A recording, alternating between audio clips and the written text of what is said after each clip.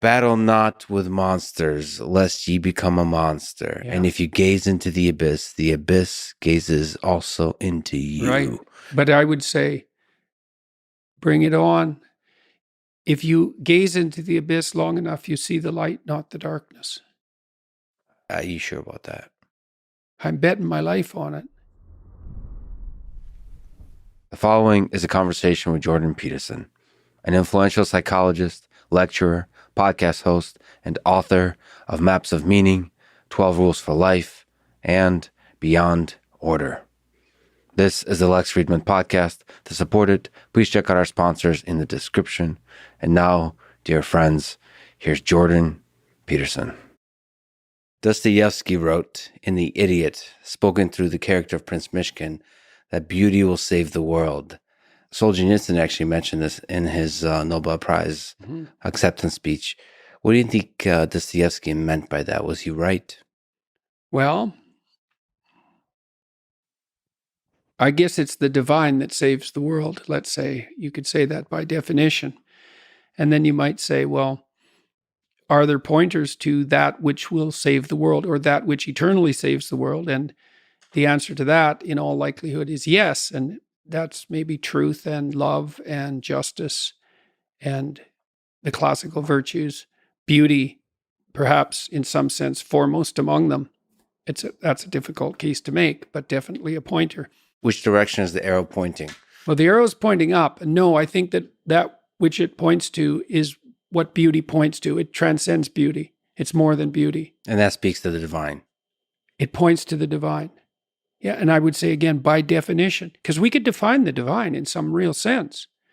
So one way of defining the divine is, what is divine to you is your most fundamental axiom. And you might say, well, I don't have a fundamental axiom. Then I would say, that's fine, but then you're just confused because you have a bunch of contradictory axioms. And you might say, well, I have no axioms at all. And then I'd say, well, you're just epistemologically ignorant beyond comprehension if you think that, because that's just not true at all. So you don't think a human being can exist within contradictions? Well, yeah, we have to exist within contradiction, but when the contradictions make themselves manifest, say in confusion with regard to direction, then the consequence of that technically is anxiety and frustration and disappointment and all sorts of other negative emotions. But the cardinal negative emotion signifying multiple pathways forward is anxiety. It's an entropy signal. But you don't think that kind of entropy signal can be channeled into beauty, into love? Why does beauty and love have to be clear, ordered, simple? Well, I would say it probably doesn't have to be, it can't be reduced to clarity and simplicity. Because when it's optimally structured, it's a balance between order and chaos, not order itself. If it's too ordered, if music is too ordered, it's not acceptable. It sounds like a drum machine. It's too repetitive. It's too predictable. It has to have, it has to have some fire in it, yes, along with the structure. I was in Miami doing a seminar on Exodus with a number of scholars, and this is a beauty discussion. When Moses first encounters the burning bush, it's not a conflagration that demands attention. It's something that catches his attention. It's a phenomena, and that means to shine forth. And Moses has to stop and attend to it, and he does. And he sees this fire that doesn't consume the tree. And the tree is a structure, right? It's a tree-like structure. It's a branching structure. It's a hierarchical structure. It's a self-similar structure. It's a fractal structure. And it's the tree of life, and it's the tree of the knowledge of good and evil. And the fire in it is the transformation that's always occurring within every structure. And the fact that the fire doesn't consume the bush in that representation is an indication of the balance of transformation with structure. And that balance is presented as God. And what attracts Moses to it, in some sense, is the beauty. Now, it's the novelty and all that, but like a painting is like a burning bush. That's a good way of thinking about it, a great painting. It's too much for people often. You know, my house was and will soon be again completely covered with paintings inside. And it was hard on people to come in there because, well, my mother, for example, would say, well, why would you want to live in a museum? And I'd think, well, I would rather live in a museum than anywhere else in some real sense. But beauty is daunting. It scares people. They're terrified of buying art, for example, because their taste is on display. And they should be terrified because generally people have terrible taste. Now, that doesn't mean they shouldn't foster it and develop it. But, and you know, when you put your taste on display, it's really exposes you. Even to yourself as you walk past it. Oh, definitely. Every day. Absolutely. This is who I am. Yeah, well, and look how mundane that is, and look how trite it is, and look at how cliched it is, and look at how sterile or too ordered it is, or too chaotic. Or how quickly you start to take it for granted because you've seen it so many times. Well, if it's a real piece of art, that doesn't happen. You notice the little details. The whole is greater than the sum of the parts. I mean, there are images, religious images in particular, so we could call them deep images, that people have been unpacking for 4,000 years and still haven't. I'll give you an example. This is a terrible example. So I did a lecture series on Genesis, and I got a lot of it unpacked, but by no means all of it. When God kicks Adam and Eve out of the Garden of Eden, he puts cherubim with flaming swords at the gate to stop human beings from re-entering paradise. I thought, what the hell does that mean, cherubim? And why do they have flaming swords? I don't get that. What is that exactly? And then I found out from Matthew Pajot, who wrote a great book on symbolism in Genesis, that cherubim are the supporting monsters of God. It's a very complicated idea. And that they're partly a representation of that which is difficult to fit into conceptual systems. They've also got an angelic or demonic aspect. Take your pick. Why do they have flaming swords? Well, a sword is a symbol of judgment and the separation of the wheat from the chaff. You use a sword to cut away and to carve. And a flaming sword is not only that which carves, it's that which burns. And what does it carve away and burn? Well, you want to get into paradise? It carves away everything about you that isn't perfect. And so what does that mean? Okay, well, here's part of what it means. This is a terrible thing. So you could say that the entire Christian narrative is embedded in that image. Why? Well, let's say that flaming swords are a symbol of death. That seems pretty obvious. Let's say further that they're a symbol of apocalypse and hell. That doesn't seem completely unreasonable. So here's an idea. Not only do you have to face death, you have to face death and hell before you can get to paradise. Hellish judgment. And all that's embedded in that image. And a piece of art with an image like that has all that information in it. And it shines forth in some fundamental sense. It reaches into the back tendrils of your mind at levels you can't even comprehend and grips you. I mean, that's why people go to museums and gaze at paintings they don't understand. And that's why they'll pay, what's the most expensive objects in the world? If it's not carbon fiber racing yachts, it's definitely classic paintings, right? It's high-level technological implements, or it's classic art. Well, why are those things so expensive? Why do we build temples to house the images? Even secular people go to museums. I'm secular. Well, are you in a museum? Yes. Are you looking at art? Yes. Well, what makes you think you're secular then?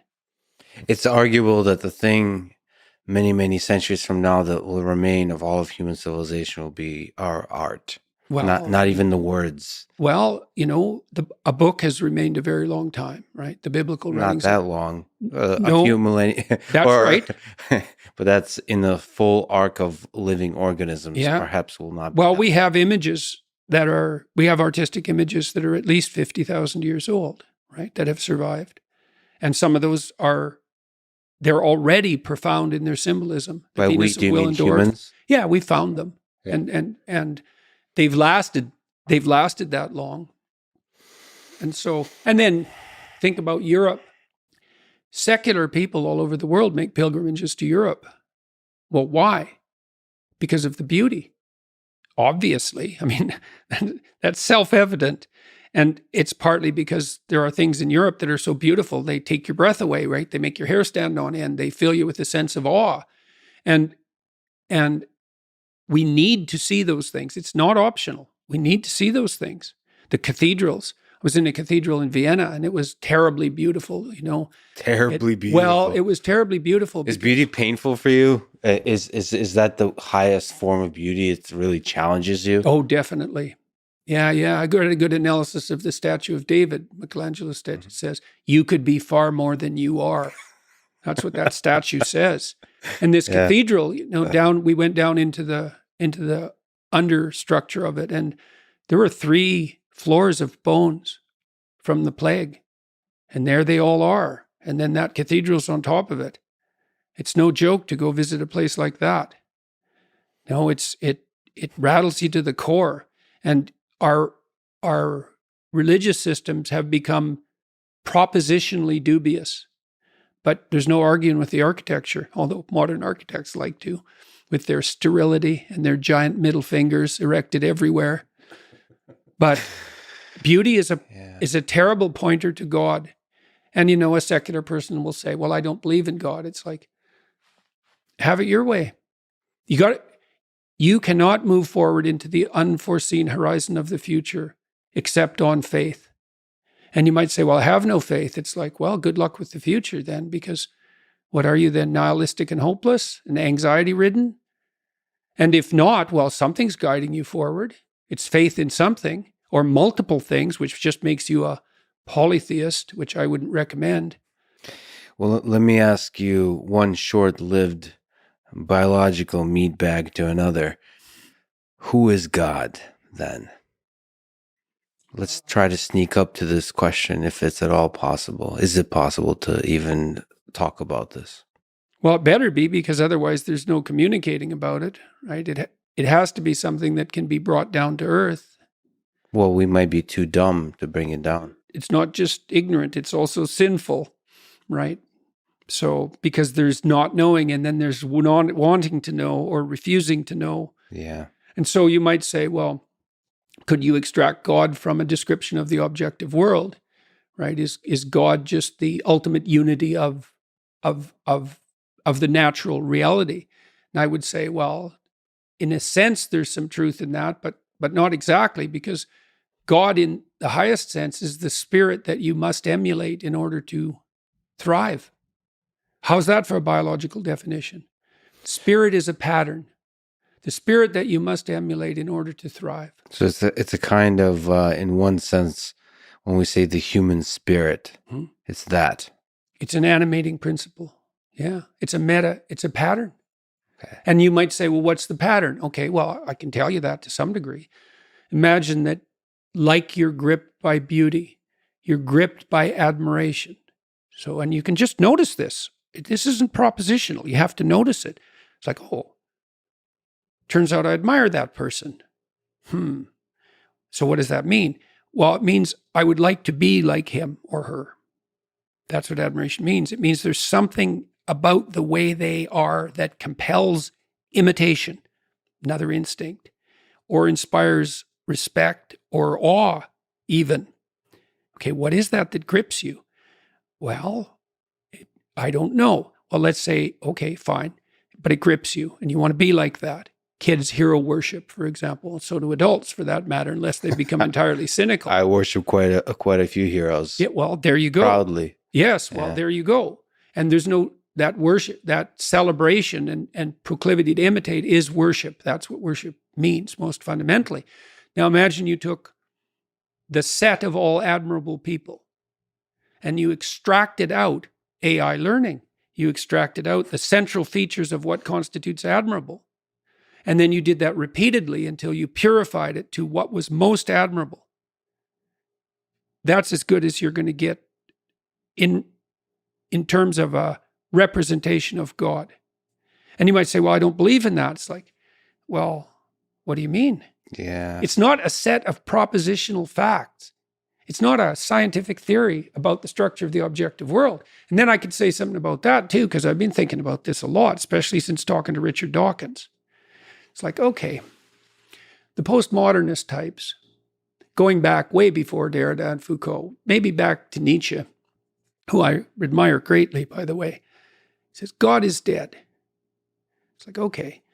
But Nietzsche said, God is dead and we have killed him and we'll not find enough water to wash away all the blood. So that was Nietzsche. He's no fool. He's got away with words. He certainly does. And so then you think, okay, well, we killed the transcendent. Well, what does that mean for science? Well, it frees it up because all that nonsense about a deity is just the idiot superstition that stops the scientific process from moving forward. That's basically the new atheist claim, something like that. It's like, wait a second. Do you believe in the transcendent if you're a scientist? And the answer is, well, not only do you believe in it, you believe in it more than anything else, because if you're a scientist, you believe in what objects to your theory more than you believe in your theory. Now, we got to think that through very carefully. So your theory describes the world, and as far as you're concerned, your description of the world is the world.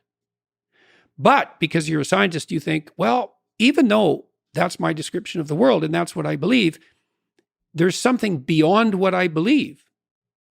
And that's the object. And so I'm going to throw my theory against the object and see where it'll break. And then I'm going to use the evidence of the break as a source of new information to revitalize my theory. So as a scientist, you have to posit the existence of the ontological transcendent before you can move forward at all. But more, you have to posit that contact with the ontological transcendent, annoying though it is because it upsets your apple cart, is exactly what will in fact set you free. So then you accept the proposition that there is a transcendent reality, and that contact with that transcendent reality is redemptive in the most fundamental sense, because if it wasn't, well, why would you bother making contact with it? You're going to make everything worse or better? Why does the contact with the transcendent set you free as a scientist? Because you assume, I mean, freedom in the most fundamental sense. It's like, well, freedom from want, freedom from disease, freedom from ignorance, right? That it informs you. So it's the logos in it of science. It is definitely that. Yeah, it's the direction, let's say the directionality of science. That's a narrative direction, not a scientific direction. And then the question is, what is the narrative? Well, it posits a transcendent reality. It posits that the transcendent reality is corrective. It posits that our knowledge structures should be regarded with humility. It posits that you should bow down in the face of the transcendent evidence. And you have to take a vow. You know this as a scientist. You have to take a vow to follow that path if you're going to be a real scientist. It's like the truth, no matter what. And that means you posit the truth as a redemptive force. Well, what does redemptive mean? Well, why bother with science? Well, so people don't starve, so people can move about more effectively, so life can be more abundant, right? So it's all ensconced within an underlying ethic. So the reason I was saying that while we were talking about belief in God, it's like, this is a very complicated topic, right?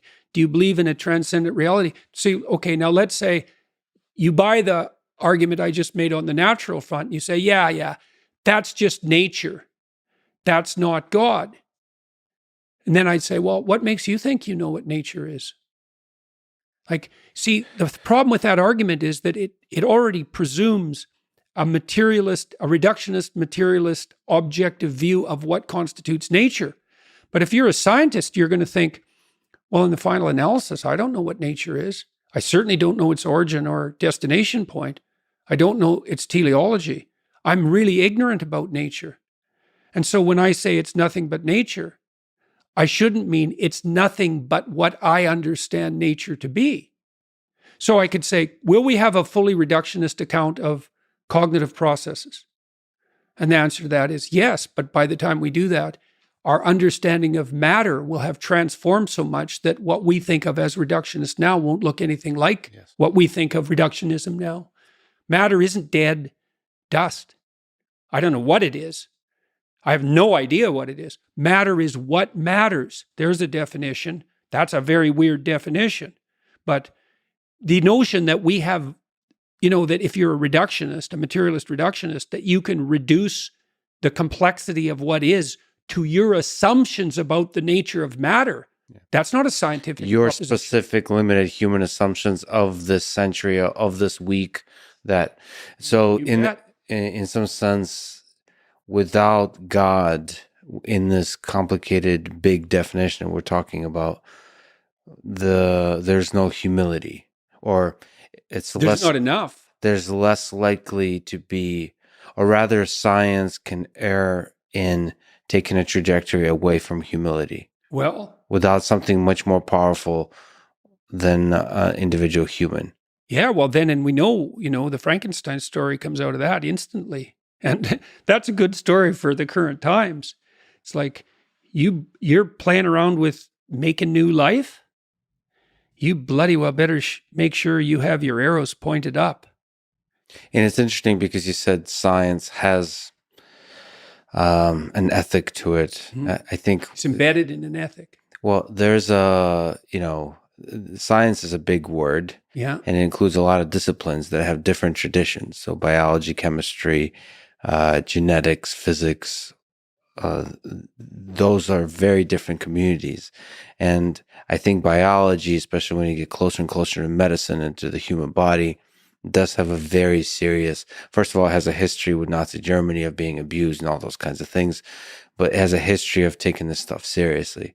What doesn't have a history of taking this stuff seriously is robotics and artificial intelligence, which is really interesting because you don't, you called me a scientist, but, and I would like to wear that label proudly, but often people don't think of computer science as a science, but nevertheless, it will be, I think, the science of one of the major scientific fields of the 21st century. And you should take that very seriously. Oftentimes when people build robots or AI systems, they think of them as toys to tinker with. Oh, isn't this cool? Well, And I feel this too. Isn't this cool? It is cool. But, at a certain moment, you might, isn't this nuclear explosion cool? Yeah, Because it is. Or birth control pill cool. It's like, or transistor cool. Yeah. Well, the other thing too, and this is a weird problem in some sense, the robotics engineer types, they're thing people, right? I mean, the big classes of interest are interest in things versus interest in people. Some of my best friends are thing people. Yeah, right. And thing people are very, very clear, logical thinkers, and they're very outcome oriented and practical. Now, and that's all good. That makes the machinery and keeps it functioning. But there's a human side of the equation. And you get the extreme thing people, and you think, yeah, well, what about the human here? And when we've been talking about the necessity of having a technological enterprise embedded in an ethic, and you can ignore that, like most of the time, right? You can ignore the overall ethic in some sense when you're toying around with your toys. But when you're building an artificial intelligence, it's like, well, that's not a toy. That might be. A toy becomes the monster very quickly. Yes. And this is a whole new kind of monster. And maybe it's already here. Yes, and you notice how many of those things you can no longer turn off. And what is it with you engineers and your inability to put off switches on things now? It's like, I have to hold this for 5 seconds for it to shut off. Or I can't figure, I just want to shut it off. Click, off. Well, what is it with you humans that don't put off switches on other humans? Because there's a magic to the thing that you notice, and it hurts for both you and perhaps one day the thing itself to turn it off. Mm-hmm. And so you have to be very careful as an engineer adding off switches to things. I think it's a feature, not a bug, the off switch. The off switch gives a deadline to us humans, to systems of existence. It makes you, death is the thing that really brings clarity to life. And I do think... Yes, hence the flaming swords. The flaming sword. I do like your view of the flame with the bush and perhaps the sword as a thing of transformation. It's also it's a transformation that kind of consumes the thing in the process. Well, it depends on how much of the thing is chaff.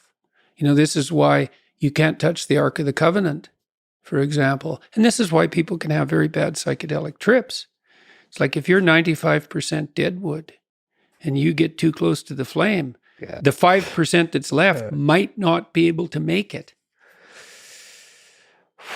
So you think it's all chat, but I think there is some aspect of destruction that's the old Bukowski line of do what you love and let it kill you. Right. Don't you think that destruction is part of That's humility.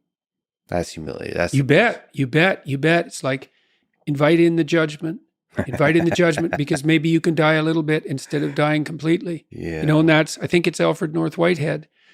We can let our ideas die instead of us, right? We can have these partial personalities that we can burn off and we can let them go before they become tyrannical pharaohs and we lose everything. And so, there's this optimal bite of death. And who knows what it would mean to optimize that? Like, what if it was possible that if you died enough all the time, that you could continue to live? And the thing is, we already know that biologically, because if you don't die properly all the time, well, it's cancerous outgrowths and like it's a very fine balance between productivity on the biological front and the culling of that, right? Life is a real balance between growth and death. And so what would happen if you got that balance right? Well, we kind of know, right? Because if you live your life properly, so to speak, and you're humble enough to let your stupidity die before it takes you out, you will live longer. That's just a fact. Well, but then what's the ultimate extension of that? And the answer is we don't know. We have no idea. Well, let me ask you a difficult question because as opposed to the easy ones that you've been asking so far. Well, Dostoevsky is always just a warm up. So if death every single day is the way to progress through life, you have become quite famous. Death and hell. Death and hell. Yeah, because you don't want to forget the hell part. Do you worry that your fame traps you into the person that you were before? Yeah, well, even Elvis became an Elvis impersonator by the time he died. Yeah, do you fear that you have become a Jordan Peterson impersonator? Do you fear of, in some part, becoming the famous suit-wearing, brilliant Jordan Peterson? The certainty in the pursuit of truth, always right. I think I worry about it more than anything else. I hope I do. I better. Has fame to some degree, when you look at yourself in the mirror, in the quiet of your mind, has it corrupted you? No doubt, in some regard.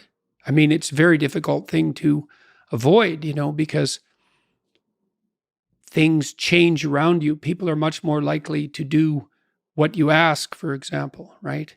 And so that's a danger, because one of the things that keeps you dying properly is that people push back against you optimally. This is why so many celebrities spiral out of control, especially the tyrannical types that, say, run countries. Everyone around them stops saying, yeah, you're deviating a little bit there. They laugh at all their jokes. They open all their doors. They always want something from them. The red carpet's always rolled out. It's like, well, you think, wouldn't that be lovely? It's, well, not if the red carpet is rolled out to you while you're on your way to perdition. That's not a good deal. You just get there more efficiently. And so one of the things that I've tried to learn to manage is to have people around me all the time who are critics, who are saying, yeah, I could have done that better, and you're a little too harsh there, and you're alienating people unnecessarily there, and you should have done some more background work there. And I think the responsibility attendant upon that increases as your influence increases. And as your influence increases, then that becomes a lot of responsibility. So, and then maybe have an off day. And here's an example. I've been writing some columns lately about things that perturb me, like the forthcoming famine, for example. And it's hard to take those problems on. It's difficult to take those problems on in a serious manner, and it's frightening. And it would be easier just to go up to the cottage with my wife and go out on the lake and watch the sunset. And so I'm tempted to draw on anger as a motivating energy to help me overcome the resistance to doing this. But then that makes me more harsh and judgmental in my tone when I'm reading such things, for example, on YouTube, than might be optimal. Now, I've had debates with people about that, because I have friends who say, no, if you're calling out the environmentalist globalists who are harassing the Dutch farmers, then a little anger is just the ticket. But then others say, well, you don't want to be too harsh because you alienate people who would otherwise listen to you. It's like, that's a hard balance to get right. But also maybe anger hardens your mind to where you don't notice the subtle, quiet beauty of the world. The quiet love that's always there, that permeates everything. Sometimes you can become deeply cynical about the world if it's the Nietzsche thing. Yeah. Battle not with monsters, lest ye become a monster. Yeah. And if you gaze into the abyss gazes also into you. Right. But I would say, bring it on. Right? Because that's why I also say, knowing that he's absolutely right, but if you gaze into the abyss long enough, you see the light, not the darkness. Are you sure about that? I'm betting my life on it. Yeah, that's a heck of a bet. Well, that's because it might distort your mind to where all you see is abyss. Is abyss. Yeah. Is the evil in this world. Well, then I would say you haven't looked long enough. That's back to the swords, the flaming swords. It's like, so I said the whole story of Christ was prefigured in that image. It's like the story of Christ psychologically is radical acceptance of the worst possible tragedy. That's what it means. That's what the crucifix means. Psychologically, it's like gaze upon that which you are most afraid of. But that story doesn't end there, because in the story, Christ goes through death into hell. So death isn't enough. The abyss of innocent death is not sufficient to produce redemption. It has to be a voluntary journey to hell. And maybe that's true for everyone. And that's like, there is no more terrifying idea than that, by definition. And so then, well, do you gaze upon that? Well, who knows? Who knows? How often do you gaze upon death, your own? How often do you remind yourself that this ride ends? Personally? Personally. All the time. Because you, as a deep thinker and philosopher, it's easy to start philosophizing and forgetting that you might die today. The angel of death sits on every word. How's that? How often do you actually consciously all the time notice the angel? All the time. I think it's one of the things that made me peculiar. When I was in graduate school, I thought about, I had the thought of death in my mind all the time. And I noticed that many of the people that I was with, these were people I admired fine. That wasn't part of their character, but it was definitely part of mine. I'd wake up every morning. This happened for years. Think, time's short, get at it. Time's short, get at it. There's things to do. And so that was always, it's still there. And it's still there I would say, and it's unbearable in some sense. Are you afraid of it? Like what's your relationship? Yeah. I was ready to die a year ago. And not casually. I had people I loved,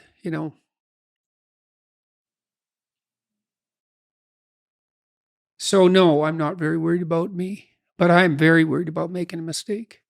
Yeah. I heard Elon Musk talk about that a couple of months ago. It was really a striking moment. Someone asked him about death, and he said, just offhand, and then went on with the conversation. He said, that'd be a relief. And then he went on with the conversation. And I thought, well, he's got a lot of weight on his shoulders. I'm sure that part of him thinks, it'd be easier just if this wasn't here at all. Now, he said it offhand, but it was a telling moment in my estimation. So for him, that's a why live question. Mm-hmm. The exhaustion of life. If you call it life is suffering, but the hardship. I'm more afraid of hell than death. You're afraid of the thing that follows. I don't know if it follows or if it's always here. And I think we're going to find out. What's the connection between death and hell? I don't know. And I don't know. I don't know. Is there something that needs to be done before you arrive? You're more likely to die terribly if you live in a manner that brings you to hell. That's one connection. And terribly is a very deep kind of concept. Okay. Yeah. And that's a definition, by the way. What do you make of Elon Musk? You've spoken about him a bit. You met I'm him. struck with admiration. That's what I make Now of him. we'll And go I always back think to this idea I always of think of admiration. that as a primary. Well, it's like, do you find this comedian funny? It's like, well, I laugh at him. You know what I mean? It's not propositional again. And so there are things I would like to ask Mr. Musk about. The Mars venture, I don't know what he's up to there. It strikes me as absurd in the most fundamental sense, because I think, well, it'd be easier just to build an outpost in the Antarctica or in the desert. Well, how much of the human endeavor is absurd? Well, that's what did Nietzsche say? Great men are seldom credited with their stupidity. Who the hell knows what Musk is up to? I mean, obviously he's building rockets. Now he's motivated because he wants to build a platform for life on Mars. Is that a good idea? Who am I to say? He's building the rockets, man. But I'd like to ask him about it. I would like to see that conversation. I do think that, having talked to him quite a bit offline, I think several of his ideas, like Mars, like humans becoming a multiplanetary species, could be one of the things that human civilization looks back at as, duh, I can't believe he is one of the few people that was really pushing this idea, because it's the obvious thing for society, for life to survive. Yeah, well, it isn't obvious to me that I'm in any position to evaluate Elon Musk. Like, I would like to talk to him and find out what he's up to and why. But, I mean, he's an impossible person. What he's done is impossible. All of it. It's like he built an electric car that works. Now, does it work completely, and will it replace gas cars, or should it? I don't know. But if we're going to build electric cars, he seems to be the best at that by a lot. And he more or less did that. People carp about him, but he more or less did that by himself. I know he's very good at distributing responsibility and all of that, but he's the spearhead. And then that was pretty hard. And then he built a rocket at like 1/10 the price of NASA rockets. And then he shot his car out into space. That's pretty hard. And then he's building this boring company, more or less as a, what would you call it? It's this whimsical joke in some sense, but it's not a joke. He's amazing. And Neuralink, delving into the depths of the mind. And Starlink, it's like, go Elon, as far as I'm concerned. And then, he puts his finger on things so oddly. The problem is underpopulation. It's like, I think so too. I think it's a terrible problem that the West, for example, is no longer at replacement with regard to birth rate. It means we've abandoned the virgin and the child in a most fundamental sense. It's a bloody catastrophe. And Musk, he sees it clear as can be. It's like, well, and where everyone else is running around going, oh, there's too many people. It's like, nope. Got that. Not only, see, I've learned that there are falsehoods and lies, and there are anti-truths. And an anti-truth is something that's so preposterous that you couldn't make a claim that's more opposite to the truth. And the claim that there are too many people on the planet is an anti-truth. So, people say, well, you have to accept limits to growth and et cetera. It's like, I have to accept the limits that you're going to impose on me because you're frightened of the future. That's your theory, is it? Okay.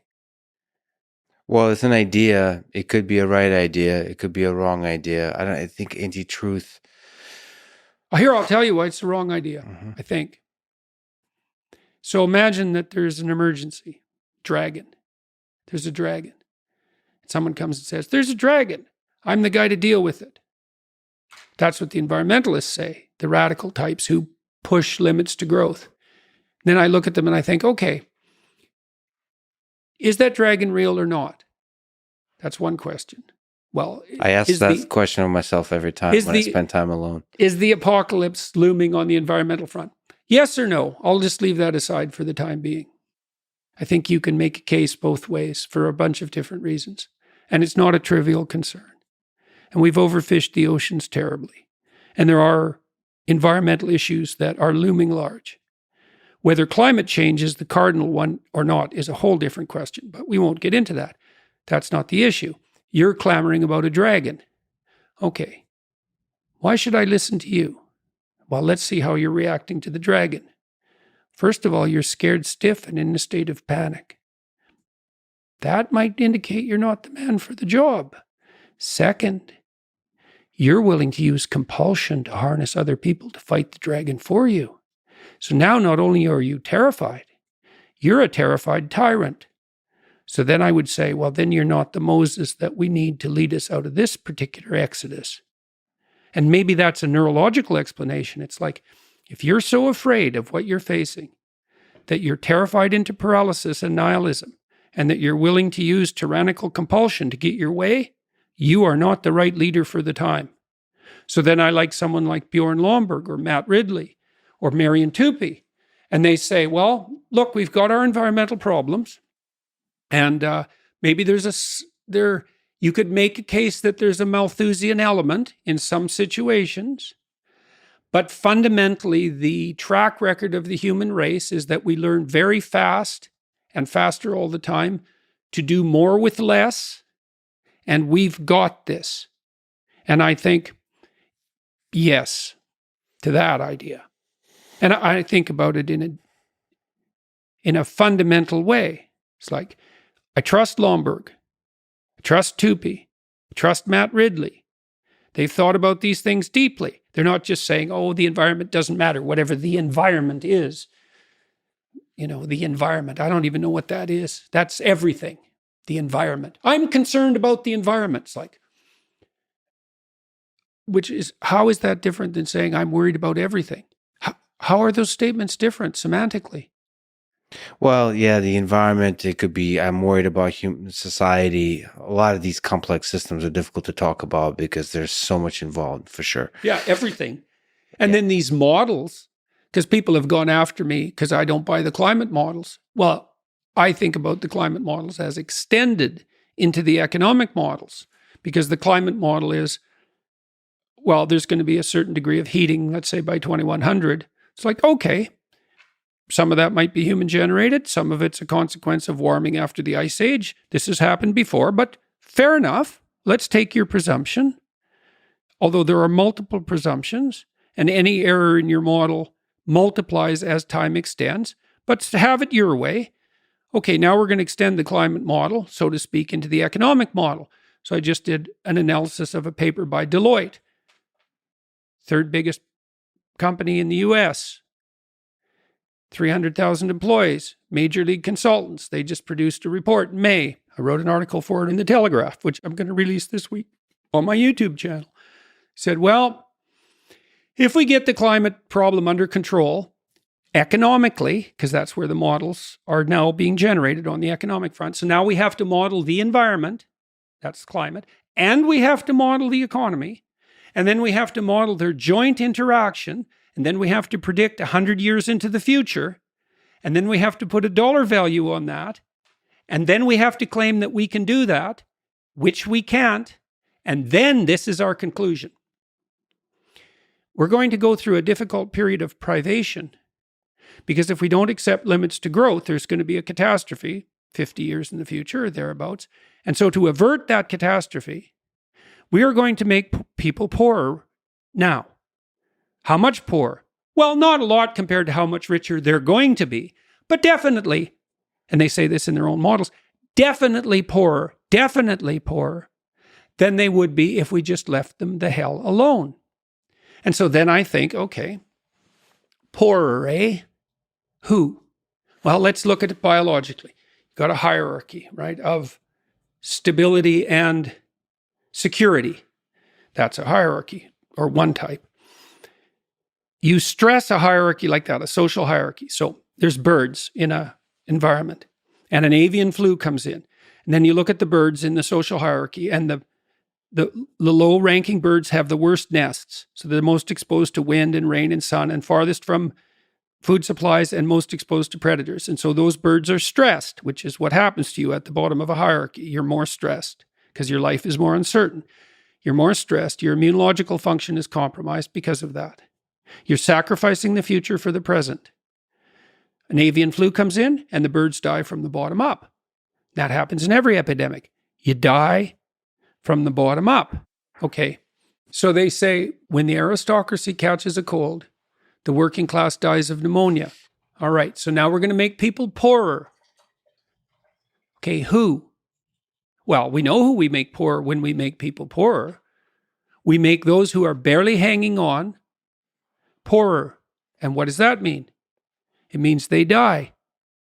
And so what the Deloitte consultants are basically saying is, well, you know, it's kind of unfortunate, but according to our models, a lot of poor people are going to have to die so that a lot more poor people don't die in the future. It's like, okay, hold on a sec.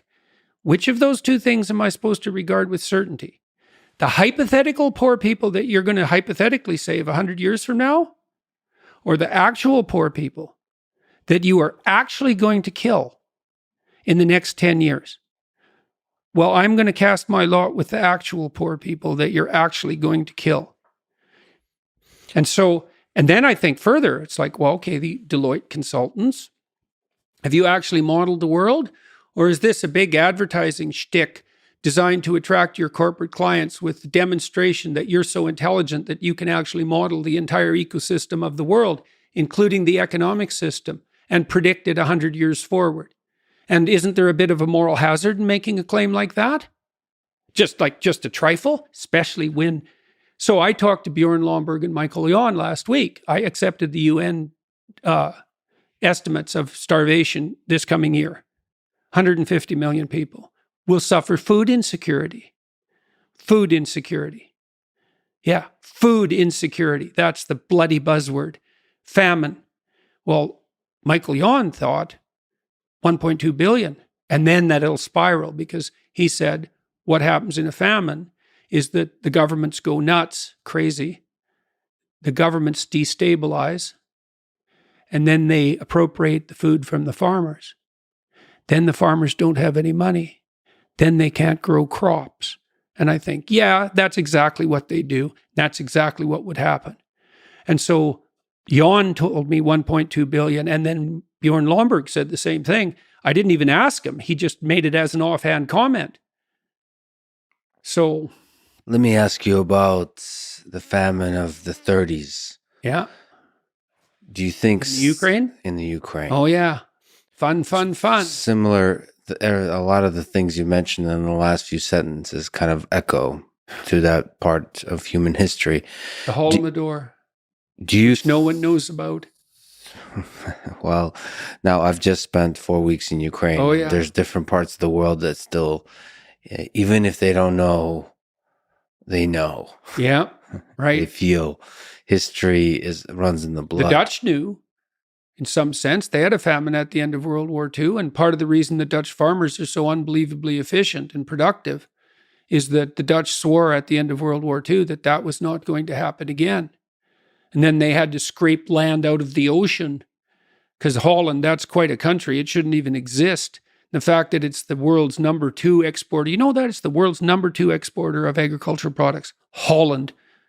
It's like, I don't think it's as big as Massachusetts. It's this little tiny place. It shouldn't even exist. And they want to put, here's the plan. Let's put 30% of the farmers out of business. Well, the broader ecosystem of agricultural production in Holland is 6% of their GDP. Now, these centralizing politicians think, tell me if I'm stupid about this. Take an industry. You knock it back by fiat by 30%. Now, it runs on like a 3% profit margin. Now, you're going to kill 30% of it. How are you not going to bring the whole thing down, the whole farming ecosystem down? How are you not going to impoverish the transport systems? How are you not going to demolish the grocery stores? You can't take something like that and pare it back by fiat by 30% and not kill it. I can't see how you can do that. I mean, look what we did with the COVID lockdowns. We broke the supply chains. Have you tried buying something lately? You can't, and aren't the Chinese threatening Taiwan at the moment? What are we going to do without chips?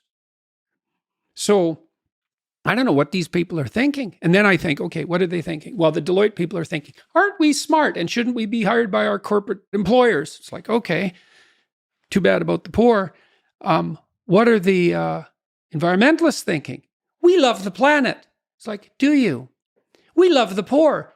Do you? Okay, let's pit the planet against the poor. Who wins? The planet. Okay, you don't love the poor that much. Do you love the planet? Or do you hate capitalism? Let's pit those two things against each other. Oh, well, it turns out we actually hate capitalism. How can we tell? Because you're willing to break it. And you know what's going to happen? So what's going to happen in Sri Lanka with these 20 million people who now have nothing to eat? Are they going to eat all the animals? Are they going to burn all the firewood? They're stockpiling firewood in Germany.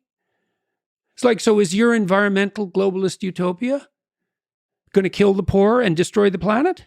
And that's okay because we'll wipe out capitalism. It's like, okay. Yeah, the dragon and the fear of the dragon drives ideologies, some of which can build a better world, some of which can destroy that world. Now, what do you think of that theory about trustworthiness? If the dragon that you're facing turns you into a terrified tyrant, you're not the man for the job. Is that a good theory? It's an interesting theory. Let me use that theory to challenge, because what does terror look like? Let me turn the tables on you. You are terrified, afraid, concerned about the dragon of something we can call communism, Marxism. Am I terrified of it? Well, terrified enough to be a tyrant. Your theories had two components. Yeah. I'm not paralyzed. It had a dragon. Yeah, I'm not paralyzed, and I don't want to be a tyrant. The tyrant part, I think, is missing with you. But So you are very concerned. The intensity of your feeling does not give much space, actually, at least in your public persona, for sitting quietly with the dragon and sipping in a couple of beers and thinking about this thing. The intensity of your anger, concern about certain things you're seeing in society, is that going to drive you off the path that ultimately takes us to a better world? That's a good question. I mean, I'm trying to get that right. So we've kind of come to a cultural conclusion about the Nazis. Do you get to be angry about the Nazis? Seems the answer to that is yes. Well, actually, let me push back here. I also don't trust people who are angry about the Nazis. Because I mean the actual Nazis. Well, there's a lot, as you know, there's a lot of people in the world that use actual Nazis to mean a lot of things. I know. One of them is very important to me. Me, for example. Well, yes. He's a Nazi, or magical super Nazi, as it turns out. I think they actually sort of steelman all their perspectives. I think a lot of people that call you a Nazi mean it. So yeah, I'm like, aware of that. There's an important thing there, though, because I went to the front in Ukraine. Yeah. And a lot of the people that lost their home or that got to interact a lot with the Russian soldiers, Ukrainian people that interacted with the Russian soldiers, they reported that the Russian soldiers really believe they're saving the people of Ukraine in these local villages from the Nazis. I understand, yeah. So to them, it's not just that the Ukrainian government has, or Ukraine has some Nazis. It's like it has been, the idea is that the Nazis have taken over Ukraine and we need to free them. This is the belief. Yeah. So this, again, Nazi is still a dragon that lives. Yeah. And it's used by people because it's safe to sit next to that dragon and spread any kind of ideology you want. So I just want to kind of say that we have agreed on this particular dragon, but I still don't trust anybody who uses that. Yeah, one. But we have issues with boundaries, right? No, it's so. This is a very complicated problem, right? Yeah. So René Girard believed that it was a human proclivity to demonize the scapegoat and then drive it out of the village. And I've thought about that a lot. We need a place to put Satan. Like, seriously, this is a serious issue. Should he be inside the village or outside? Well, maybe he should be inside you, right? That's the fundamental essence of the Christian doctrine. It's like Satan is best fought on the battleground of your soul. And that's right. It's right. Can you actually put words to the kind of dragon that you're fighting? Is it communism? It's the spirit of Cain. Yeah. Can you elaborate Well, what the spirit of Cain is? So after Adam and Eve are thrown out of paradise for becoming self-conscious, or when they become self-conscious, they're destined to work. And the reason for that, as far as I can tell, is that to become self-conscious is to become aware of the future. It's to become aware of death. That certainly happens in the Adam and Eve story. To have the scales fall from your eyes. And then the consequence of that is that you now have to labor to prevent the catastrophes of the future. That's work. Work is sacrifice. Sacrifice of the present to the future. It's delay of gratification. It's maturity. It's sacrifice to something as well, and in the spirit of something.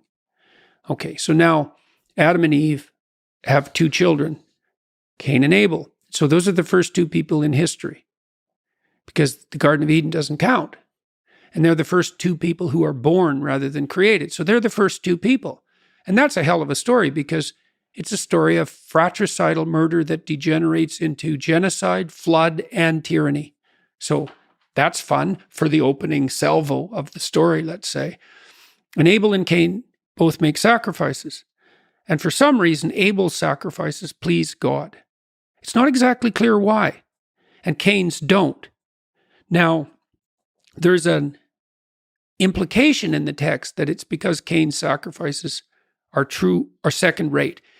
God says that Abel brings the finest to the sacrificial altar. He doesn't say that about Cain. So you could imagine that Cain is sacrificing away, but he's holding something in reserve. He's not all in. He's not bringing his best to the table.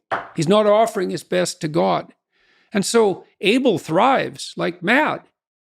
And everyone loves him. And he gets exactly what he needs and wants, exactly when he needs and wants it. He's favored of God. And Cain is bearing this terrible burden forward and working, and his sacrifices are rejected. So he gets resentful, really resentful enough to call God out and say something like, "This is quite the creation you've got going here. I'm breaking myself in half and nothing good's coming my way. What the hell's up with that?" And then there's Abel, the sun's shining on him every day. "How dare you?" It's like, okay, but this is God that Cain's talking to. And so God says what Cain least wants to hear, which is what God usually says to people.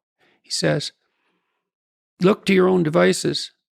You're not making the sacrifices you should, and you know it." And then he says something even worse.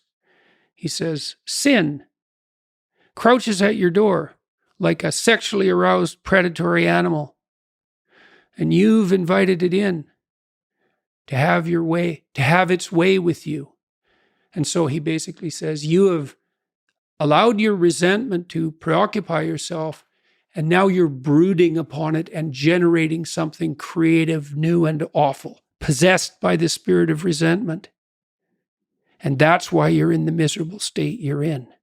So then Cain leaves. His countenance falls, as you might expect. And Cain leaves. And he's so incensed by this because God has said, look, your problems are of your own making. And not only that, you invited them in. And not only that, you engaged in this creatively. And not only that, you're blaming it on me. And not only that, that's making you jealous of Abel, who's your actual idol and goal. And Cain, instead of changing, kills Abel.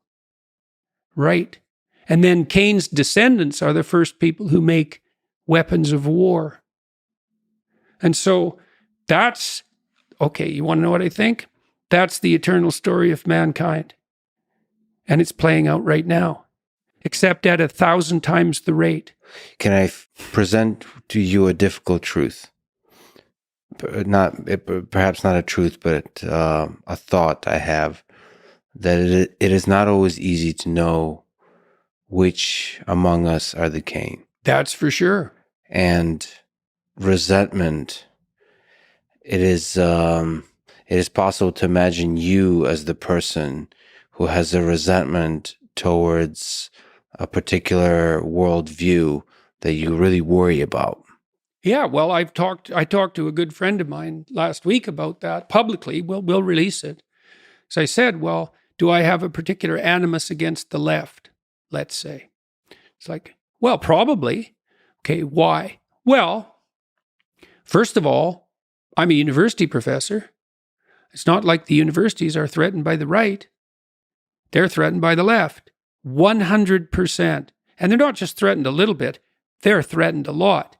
And that threat made it impossible for me to continue in my profession the way I was. And it cost me my clinical practice too. And that's not over yet, because I have 10 lawsuits against me out right now from the College of Psychologists, because they've allowed anyone to complain about me anywhere in the world for any reason, and have the choice to follow that up with an investigation, which is a punishment in and of itself, and are doing so.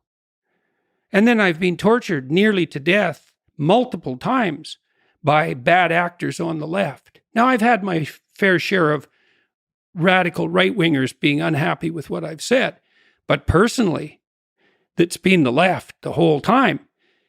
Not only me, but my family put my family at risk in a big way, and constantly, like not once or twice, because many people get canceled once or twice. But I've been canceled like 40 times. And I know like 200 people now who've been canceled. And I can tell you without doubt that it is one of the worst experiences of their life. And that's if it only happens once. And then I also know that the communists killed 100 million people in the 20th century, that the intellectuals excused them for it nonstop and still haven't quit, that almost no one knows about it, and that the specter of resentful Marxism is back in full force. And so do I have a bit of an animus against that? Yes. Does it go too far? I don't know. I'm trying to figure that out. The story you just told, seems nearly impossible for you, an intellectual powerhouse, not to have a tremendous amount of resentment. Well, and this is so let me challenge you. Yeah, let me challenge you. Go right ahead, man. Let me challenge you. Can you steel man the case that the Prime Minister of this country, Trudeau, wants the best for this country and actually might do good things for this country as an intellectual challenge? Sure. He seems to get along well with his wife. He has some kids. There's no sexual scandals. And he's in a position where that could easily be the case. He seems to have done some good things on the oceanic management front. He's put a fair bit of Canada's oceans into marine protected areas, and that might be his most fundamental legacy, if it's real. I've been trying to get information about the actual reality of the protection, and I haven't been able to do that. But that's a good thing. So sorry, the family thing is there's some aspect speaks to his character. His character. There is some aspect to him that makes him a good man. Well, in that sense, I mean, there's the evidence there. I mean, he's not a Jeffrey Epstein profligate on the sexual front, so that's something. And his wife, they seem to have a real marriage, and he has kids, so good for him. That's a good start, by the way, for a leader. Yeah, right. To be a good man. Well, then I also thought, okay, well, after the Liberals had brought in a Harvard intellectual who was a Canadian to be their last leader, he didn't work out. And then they're flailing about for a leader. And the Liberals in Canada are pretty good at maintaining power and leadership and have been the dominant governing party in Canada for a long time. And so they went to Justin and said, well, it's you or a conservative. And you can imagine that's not a positive specter for someone who's on the left or even a liberal, especially, and Trudeau's quite a bit on the left. And they said, we need you to run.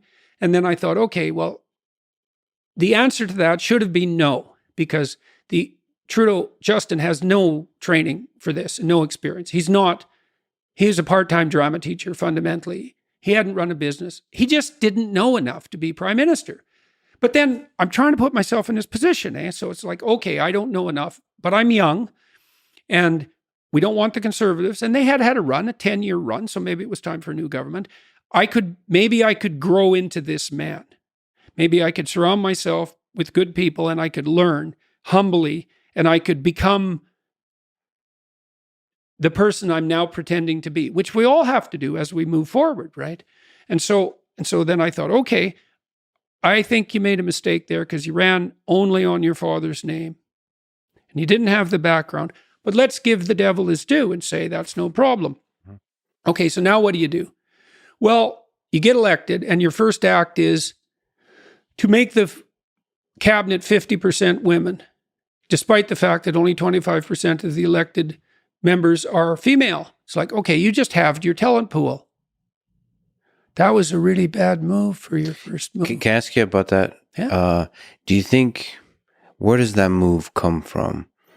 Deep somewhere in the heart? Or No. is it trying to listen to the social forces of the moment and try to ride those ways towards maybe greater and greater popularity? After thinking it through. It's like, no, you just halved your talent pool for cabinet positions. That's what you did. There's enough cabinet positions. You could argue that each of them met threshold. It's like, there's a big difference between threshold and excellent. So you don't think that came from a place of compassion? I don't care if it did. I don't regard compassion as a virtue. Compassion is a reflex, not a virtue. You don't think... Judicious compassion is a virtue. Wait a minute. Compassion can come deep from the human heart and the human mind, I think. Are we talking about the same kind of compassion? Yes. Trying to understand the suffering. Treating adults like infants is not virtuous. I see. But well, compassion isn't treating adults like infants. I mean, those are just terms. Are you sure? Okay. Whatever the term is, maybe love is maybe the better compassion word. Is. I mean, I suppose I'm speaking to love. You don't think those ideas came from concern? Love is compassion. You don't think love is a blend of compassion and encouragement and truth. Love's complicated, man. Yeah, if I love you, if I love you, is it compassion or encouragement you want from me? Yeah, it's a dance. Love is definitely a dance of two humans. Ultimately, that leads to the growth of both. Well, that's the thing. The growth element is crucial. Yeah, because to foster the growth element, that requires judgment, compassion, and judgment. Well, and have been conceptualized this way forever, two hands of God, mercy and justice.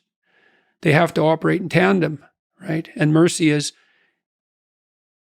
flawed as you are, you're acceptable. It's like, well, do you want that? Do you want your flaws to be acceptable? And the answer to that is no. It's like, well, that's where the judgment comes in. It's like, but you could be better. You could be more than you are. And that's the maternal and the paternal in some fundamental sense. And there has to be an active exchange of information between those two poles.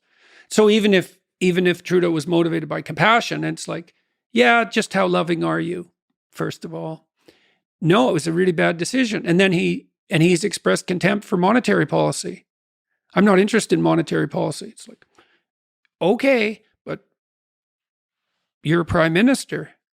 And he's expressed admiration for the Chinese Communist Party because they can be very efficient in their pursuit of environmental goals. It's like, oh yeah, efficiency, eh? The efficiency of the tyranny in the service of your terror. And I've watched him repeatedly and I've listened to him a lot, and I've tried to do that clinically and with some degree of dispassion. And that's hard too, because his father, Pierre, devastated the West in 1982 with the national energy policy. And Trudeau is doing exactly the same thing again. And so as a Westerner as well, I have an inbuilt animus, and one that's well-deserved, because Central Canada, especially the glittery, literati elite types in the Ottawa, Montreal, Toronto triangle have exploited the West and expressed contempt for the West far too much for far too long. And that's accelerating at the moment, for example, with Trudeau's recent attack on the Canadian farmers. He's an enemy of the oil and gas industry, which is an utter and absolute bloody catastrophe. And look what's happened in Europe, at least in partial consequence. And he's no friend to the farmers. So I've tried to steel man him, I try to put myself in the position of the people that I'm criticizing. I think he's a narcissist. Do you think there's a degree to which power changed him? If you're not suited for the position, if you're not the man for the position, you can be absolutely 100% sure that the power will corrupt you. How could it not?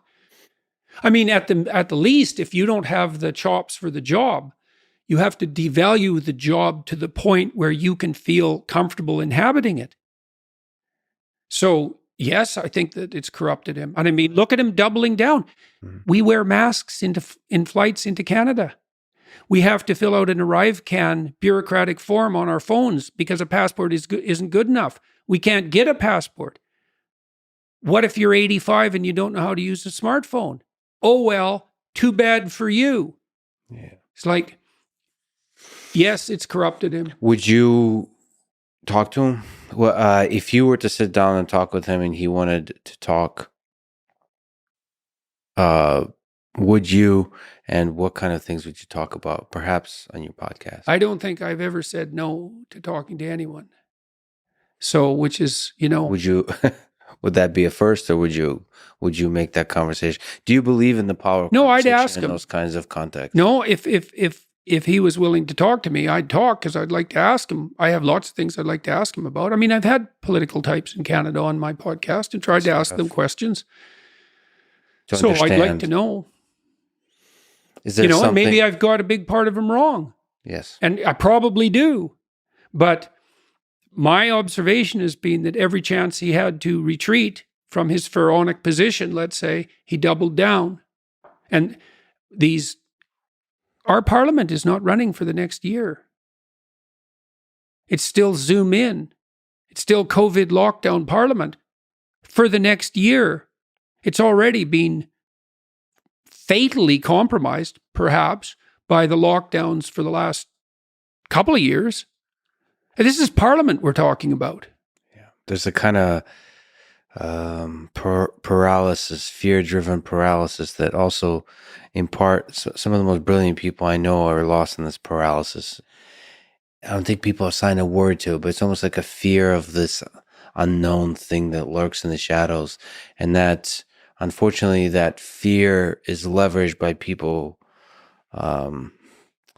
that, who aren't in academic circles, who aren't faculty or students and so on, or more in administration. And they start to use that fear, which makes me quite uncomfortable. It does lend people in the positions of power who are not good at handling that power to become slowly, day by day, a little bit more corrupt.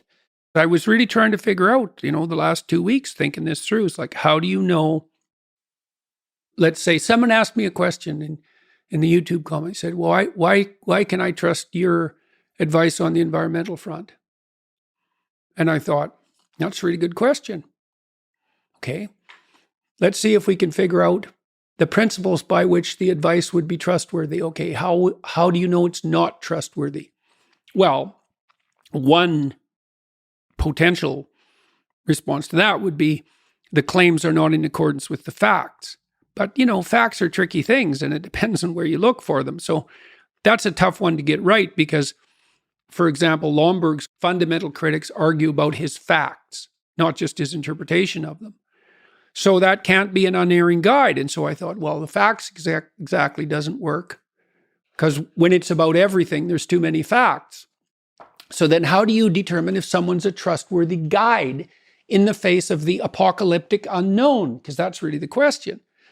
And the answer is, they're not terrified tyrants.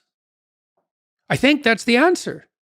Now, maybe that's wrong. If someone has a better answer... How do you know if they're a terrified tyrant? Because they're willing to use compulsion on other people when they could use goodwill.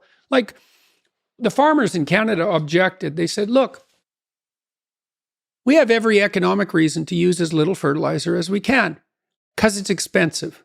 We have satellite maps of where we put the fertilizer. We have cut our fertilizer use so substantially in the last 40 years, you can't believe it, and we grow way more food. We're already breaking ourselves in half. And if you know farmers, especially the ones who still survive, you think those people don't know what they're doing. It's like, yeah, they're pretty damn sophisticated, man. Like way more sophisticated than our prime minister. And now you tell them, no, it's a 30% reduction, and we don't care how much food you're growing. So it's not a reduction that's dependent on amount of food produced per unit of fertilizer used, which would be, at least, you could imagine it. So, okay, so you're producing this much food, and you use this much fertilizer, so you're hyper efficient. Maybe we take the 10% of farmers who are the least efficient in that metric, and we say to them, you have to get as efficient as the average farmer. And then they say, well, look, our situation's different. We're in a more northern climate. The soil's weaker. You obviously have to bargain with that, but at least you reward them for their productivity. Well, it's like, well, Holland isn't going to have beef. Well, where are they going to get it? Well, you don't need it. It's like, oh, I see. You get to tell me what I can eat now, do you? Really? Okay. And Holland is going to import food from where that's more efficient on the fertilizer front? There's no one more efficient than Holland. And same with Canada. And isn't this going to make food prices more expensive? And doesn't that mean that hungry people die? Because that is what it means.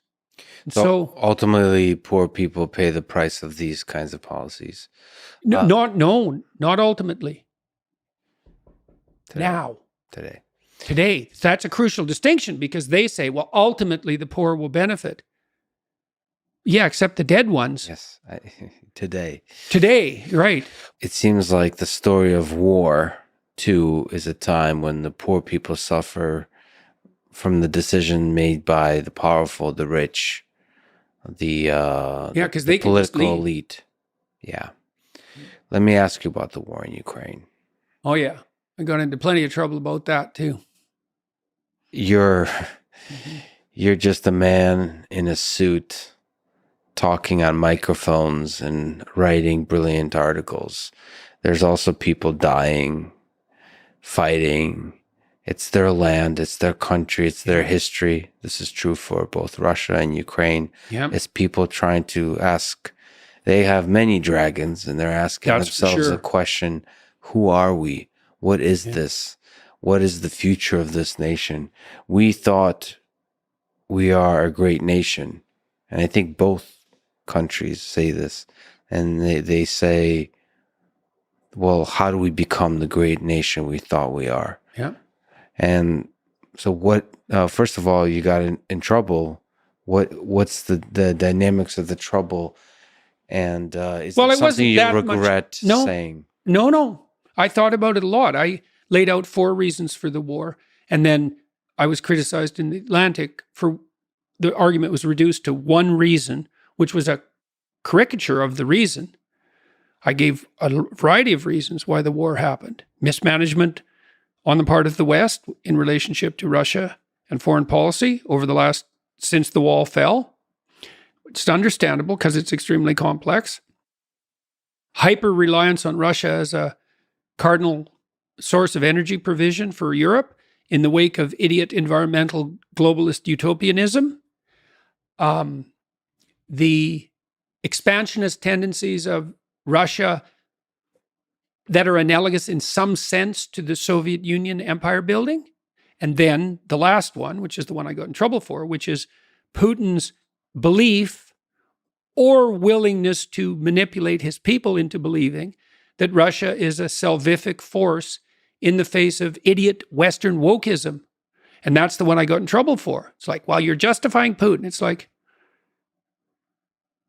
it's not only the Russians that think the West has lost its mind. The Eastern Europeans think so too. And do I know that? It's like, well, I went to 15 Eastern European countries this spring, and I talked to 300 political and cultural leaders. And you might say, well, they were all conservatives. It's like, actually, no, they weren't. Most of them were conservatives because it turns out that they're more willing to talk to me. But A good chunk of them were liberals by any stretch of the imagination, and a fair number of them were canceled progressives. Well, So because you're very concerned about the culture wars that perhaps are a signal of a possible bad future for this country and for this part of the world, that reason stands out. And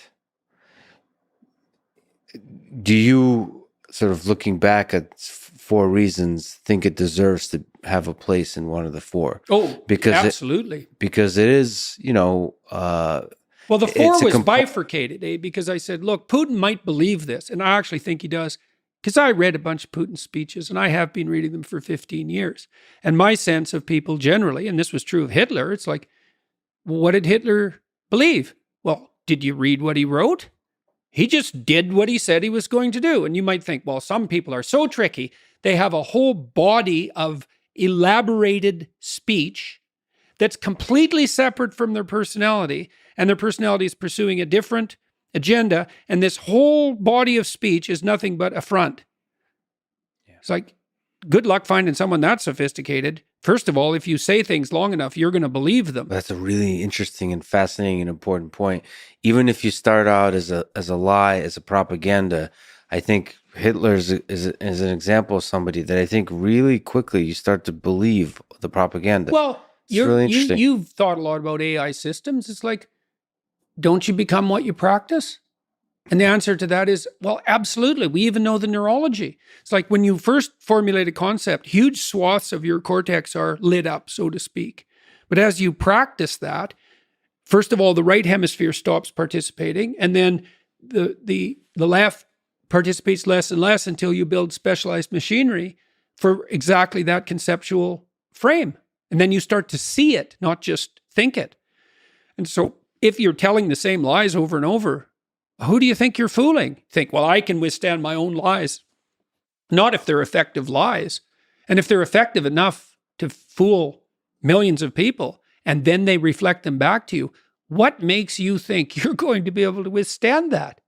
You aren't. And so I do think Putin believes, to the degree that he believes anything, I do believe that he thinks of himself as a bulwark for Christendom against the degeneration of the West. And that's that third way that Dugin and Putin have been talking about, the philosopher Alexander Dugin and Putin, for 15 years. Now, what that is very amorphous. Solzhenitsyn thought the Russians would have to return to the incremental development of Orthodox Christianity to escape from the communist trap. And to some degree, that's happened in Russia because there's been a return to Orthodox Christianity. Now, you could say, yeah, but the Orthodox Church has just been co-opted by the state.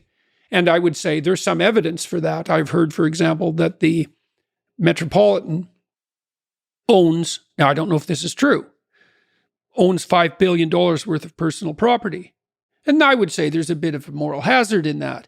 And it's possible that the Orthodox Church has been co-opted, but there has been somewhat of an Orthodox revival in Russia, and I don't think that's all bad. Now, even if Putin doesn't believe any of this, if he's just a psychopathic manipulator, and unfortunately, I don't think that's true. I've read his speeches. It doesn't look like it to me, and he is by no means the worst Russian leader of the last 100 years. Well, there's quite a selection there. There certainly is, and I say that knowing that. Even if he doesn't believe it, he's convinced his people that it's true. And so we're stuck with the claim in either case. And that's the point I was trying to make in the article. Sometimes I'm troubled by people that explain things. And a lot of people have reached out to me, experts, telling me how I should feel, what I should think about Ukraine. Oh, you naive Lex, you're so naive, here's how it really is. But then I get to see people that lost their home. I get to see people on the Russian side who believe I genuinely think that there's some degree to which they have love in their heart. They see themselves as heroes, saving a land from from Nazis. How else would you It's- motivate young men to go fight? It's these humans destroying not only their homes, but creating generational hate, destroying the possibility of love towards each other. They're basically creating hate. What I've heard a lot of is on February 24th of this year, hate was born at a scale that region has not seen. Hate towards not Vladimir Putin, hate towards not the soldiers in Russia, but hate towards all Russians. Mhm. Hate that will last generations. And then you can see on just the pain there. And then when all these experts talk about agriculture and energy and geopolitics, and maybe like what you say with the fighting the ideologies of the woke and so on, I just feel like it's missing something deep, that war is not fought about any of those things. War is started and war is averted based on human beings, based on humanity. Here's another ugly thought, since we haven't had enough so far.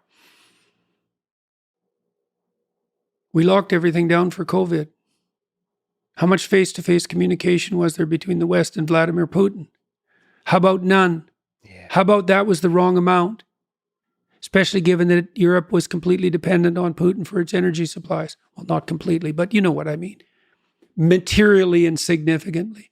So maybe he had to go talk to him once every 6 months. Maybe he's in a bit of a bubble. Probably. And not just an information bubble, how all these experts tell me about. Yeah. No, a human bubble. Human bubble. Man. Look, one of the things I've really learned, there's a real emphasis on hospitality in the Old Testament. I just brought all these scholars together to talk about Exodus. Hey, I have this security team with me, and they're tough military guys, but they're on board for this mission, let's say. And so they went out of their way to be hospitable to my academic guests. They laid out nice platters of meat and cheese and crackers. They spent all day preparing this house I had rented so that we could have a hospitable time with these scholars, most of whom I didn't know well, but who said they would come and spend 8 days talking about this book with me. We rented some jet skis. We had a nice house. We had fun. And we got to know each other. And we got to trust each other because we could see that we could have some fun and that we could let our hair down a bit. We didn't have to be on guard. And that made the talks way deeper. And then we found out we couldn't get through Exodus in 8 days. And so I had proposed very early on that we're going to double the length. And so I pulled 8 people out of their lives for 8 days. That's not an easy thing to do. It's also quite expensive. And the Daily Wire Plus people picked all that up. And they said yes right away. Said, we'd love to do this again. Well, why? Well, partly because intellectually, it was unbelievably engaging. I learned so much. It'll take me like a year to digest it, if I can ever digest it. But they had a really good time. And so when they were offered that combination of intellectual challenge, let's say in hospitality, it was a no-brainer. They just said, every one of them said, if I can do it in any way, I will definitely be there. And I went to Washington a bunch of times, and the culture of hospitality has broken down in Washington. 40% of congressmen sleep in their offices. They don't have apartments. Their family isn't there with them.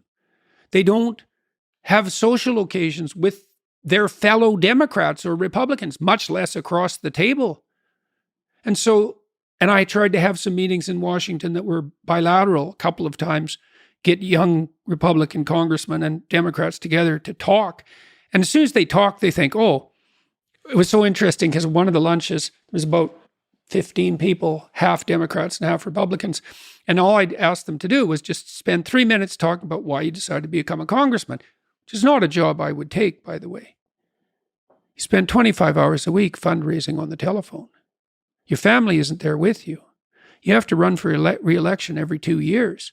You're beholden to the party apparatus, right? You're vilified constantly. This is not, people think, well, this is a job for the privileged. It's like, yeah, You go and run for Congress and find out how much fun it is and put your family on the line and then have to beg for your job every 2 years while your enemies, the worst of your enemies and the worst of your friends are viciously henpecking you.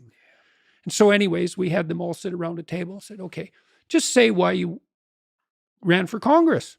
It was so cool, especially for a Canadian, because you Americans, you're so bloody theatrical. It's such something to watch.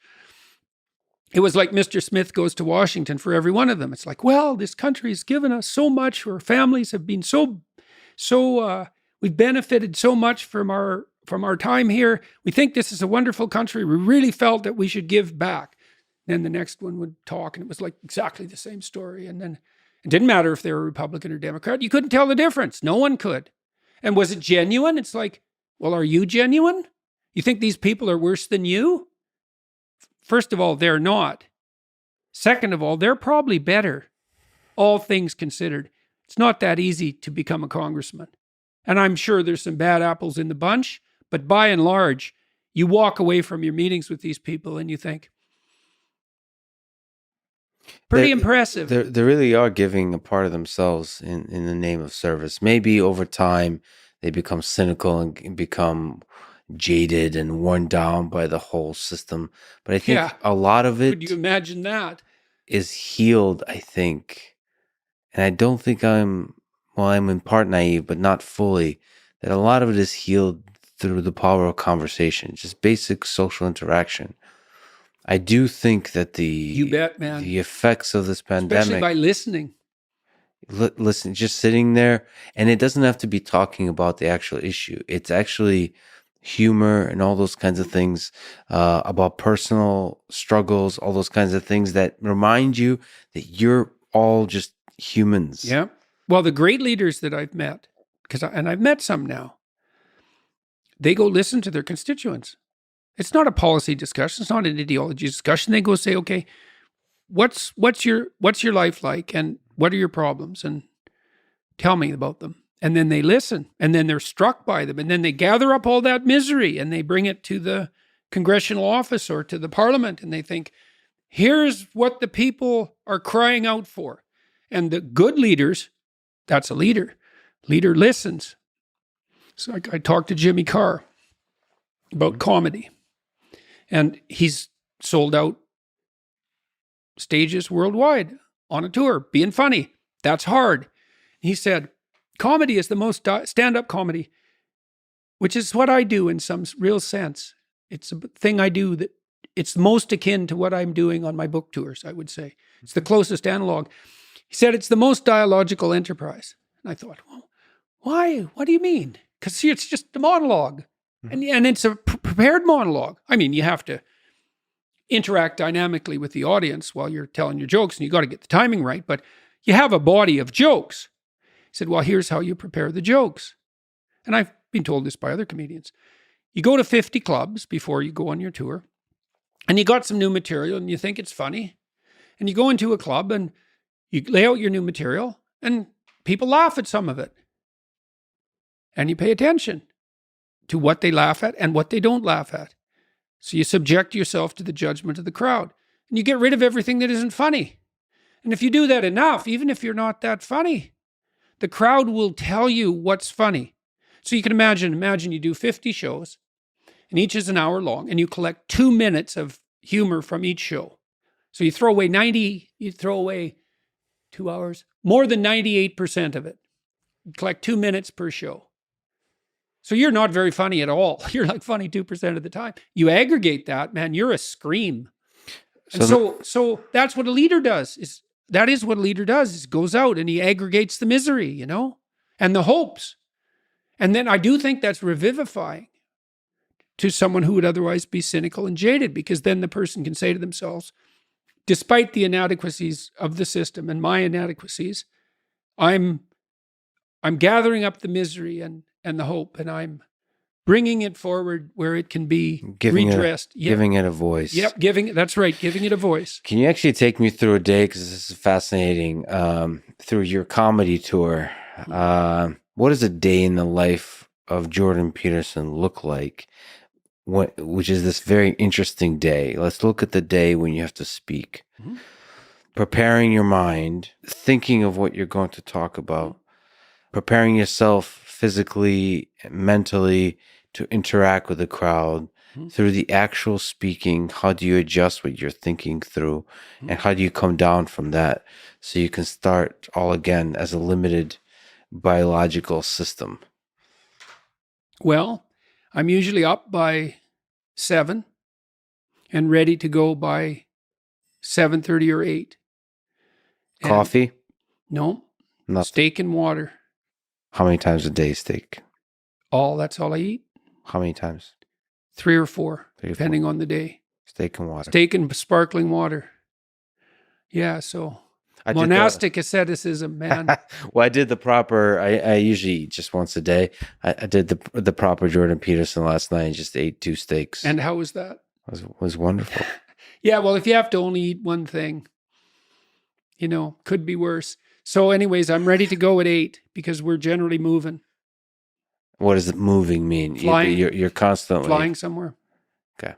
And we usually use private flights now because the commercial airlines aren't reliable enough, and you cannot not make a venue, Yes. right? So that's rule number 1 on a tour. You make the show.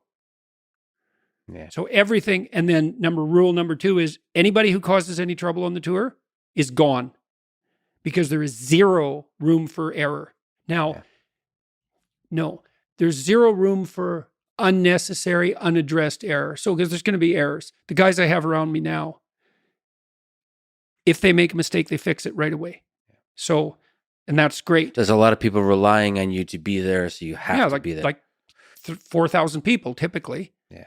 So then I'm on the plane, and I usually write, or often, because there's no internet on the plane, and that's a good use of time. So I'm writing a new book, so I write on the plane. Typing or handwriting? Typing. Yeah, typing. And then we land and we go to, it's usually early afternoon by then, we go to a hotel. It's usually a nice hotel that's not corporate. I don't really like corporate hotels. My secretary and one of my logistics guys has got quite good at picking kind of adventurous hotels, boutique hotels. They're usually in the old parts of the city, especially in Europe, somewhere interesting. And so we go there, and then lunch usually. And sometimes that's an air fryer and a steak in the hotel room. And I leave a trail of air fryers behind me all across the world. And then Tammy and I usually go out and have a walk or something and take a look at the city. And then I have a rest for like an hour and a half or an hour, half an hour. Like a nap? Or yeah, just nap. I have to sleep for 20 minutes. And that's about all I can sleep. But I need to do that in the late afternoon. That refreshes your mind. Yeah, that wakes me up again for the evening. And then Tam has to sleep longer. She's still recovering from her illness. And so she has to sleep longer in the afternoon. And that's absolutely necessary for both of us, or things start to get frayed. And so then we go to the venue. And then I usually sit for an hour. If I'm going to lecture, I've been doing a lot of Q&As, and that's a little easier. But if I'm going to lecture, I have to sit for an hour. And then I think, okay, what question am I trying to investigate? I have to have that. So that's the point. What mystery am I trying to unravel? It's usually associated with one of the rules in my book, because technically it's a book tour, but each of those rules is an investigation into an ethic. And each of them points to a deeper sort of mystery in some sense. And there's no end to the amount it can be explored. And so I have the question. The question might be something like, put your house in perfect order before you criticize the world. Okay. What does that mean exactly? What does house mean? What does put mean, that active verb? What does perfect and order mean? Why before you criticize the world? What does it mean to criticize? What does it mean to criticize the world? How can you do that properly or improperly? So I start to think about how to decompose the question. And you start to think which of these decompositions are important to really dig into. Yeah, well, then they'll strike me. It's like, okay, there's something there that I've been maybe noodling around on that I would like to investigate further. Then I think, okay, how can I approach this problem? I think, well, I have this story that I know, I have this story, and I have this story, but I haven't juxtaposed them before.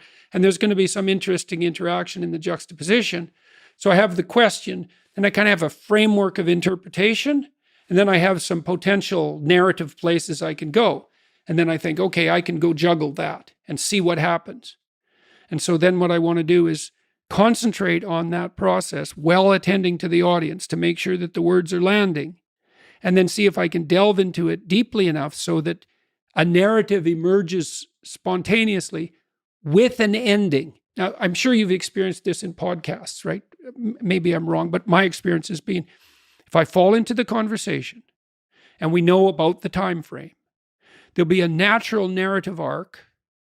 And then, so you'll kind of know when the midpoint is, and you'll kind of see when you're reaching a conclusion. And then if you really pay attention, you can see that's a good place to stop. And it's kind of, you come to a point, and you have to be alert and patient to see that. And you have to be willing to be satisfied with where you've got to.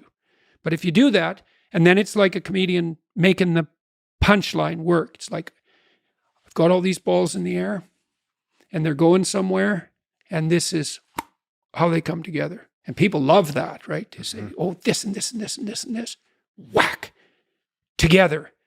And that's an insight. And it is very much like a punchline.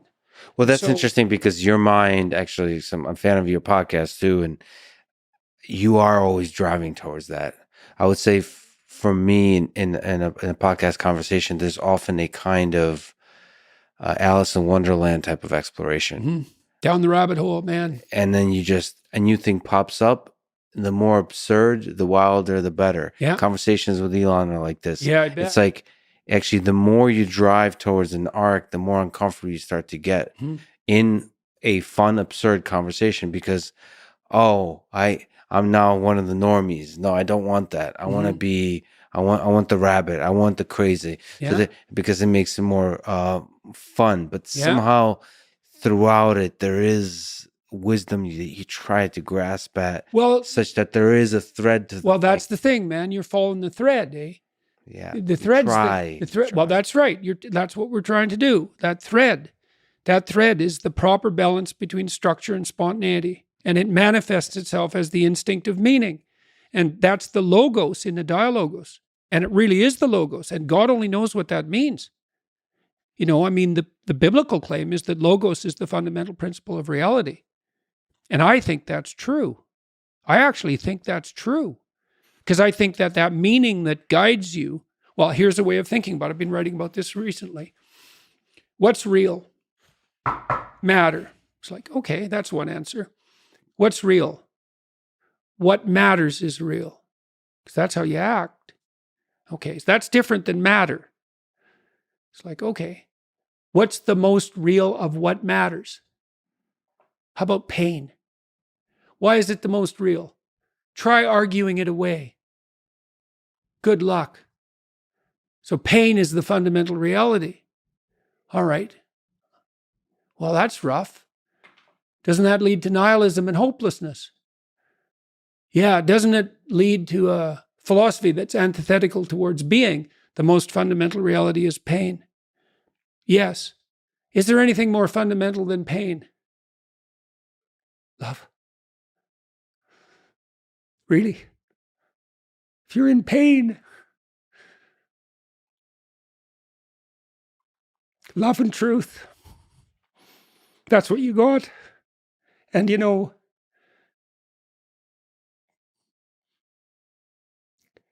if they're more powerful than pain, maybe they're the most real things. When you think about reality, what is real? That is the most real thing. Well, it's a tough one, right? Because you have to, because if you're a scientist, a materialist, think, well, the matter is the most real. It's like, well, you don't know what the matter is. Yeah. And then when push comes to shove, and it will, you'll find out what's most real. Yeah. I feel like this is missing. Physical reality is missing some of the things. So, of course, pain has a biological component and all those kinds of things, but it's missing something deep about the human condition that at least the modern science is not able to describe, but it is reaching towards that. Yeah, it is. And it's the reason One way to describe it, as you're describing, is the reason it's reaching it is because underneath of science is this assumption that there's a deep Logos. thing to this whole thing we're trying to do. Well, there's two traditions, right? In some sense, there's two logos traditions. There's the Greek rational Enlightenment tradition. That's a logos tradition. And it insists that there's a logos in nature and that science is the way to approach it. And then there's the Judeo-Christian logos, which is more embodied and more spiritual. And I would say the West is actually an attempt to unite those two. And it's the proper attempt to unite those two because they need to be united. And I see the union coming in your terms. I talked to Franz de Waal, for example, about the animating principle of chimpanzee sovereignty. And that's pretty close biologically. Is it power? Because that's the claim, even from the biologists often. The most dominant chimp has the best reproductive success. It's like, oh yeah? Dominant, eh? You mean using compulsion? Okay, let's look. Are the chimps who use compulsion the most successful? And the answer is sporadically and rarely. And for short periods of time. Why? Because they meet an unpleasant end. The subordinates over whom they exercise arbitrary control wait for a weak moment and then tear them into shreds, right? Every dictator's terror. And for good reason. And de Waal has showed that the alpha chimps, the males, who do have preferential mating access often, are often and reliably the best peacemakers and the most reciprocal. And so even among chimps, the principle of sovereignty is something like iterated reciprocity. And that's a way better principle than power. And it's something like, I've been thinking, what's the antithesis of the spirit of power? I think it's the spirit of play. And I don't know what you think about that, but when you have a good podcast conversation, you already described it in some sense as play. It's like there's a structure, right? Because it's an ordered conversation, but you want there to be play in the system. And if you get that right, then it's really engaging. Mm-hmm. And then it seems to have its own narrative arc. I'm not trying to impose that, even though that's another thing I don't do. I didn't come to this conversation at all thinking, here's what I want out of a conversation with Lex Friedman. Like instrumentally, I thought, I'll go talk to Lex. Why? I like his podcasts. He's doing something right. I don't know what it is. He asks interesting questions. I'll go have a conversation with him. Where's it going to go? Wherever it goes.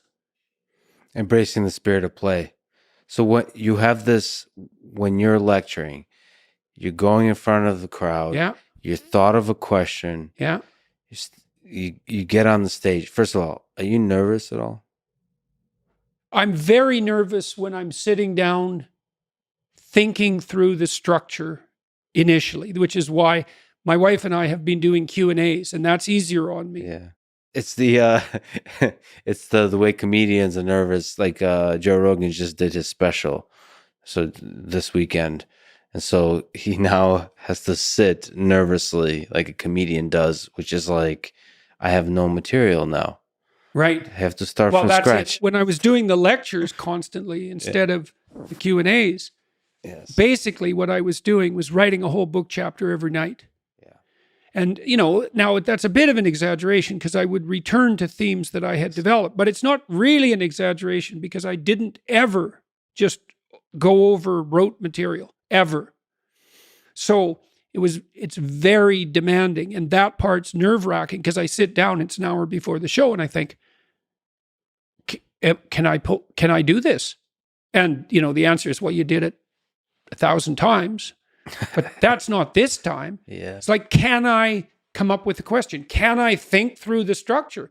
Can I pull off the spontaneous narrative? Can I pull it together? And the answer is, I don't know. And so then I get it together in my mind, I think, and that's hard. It takes effort and it's nerve-wracking.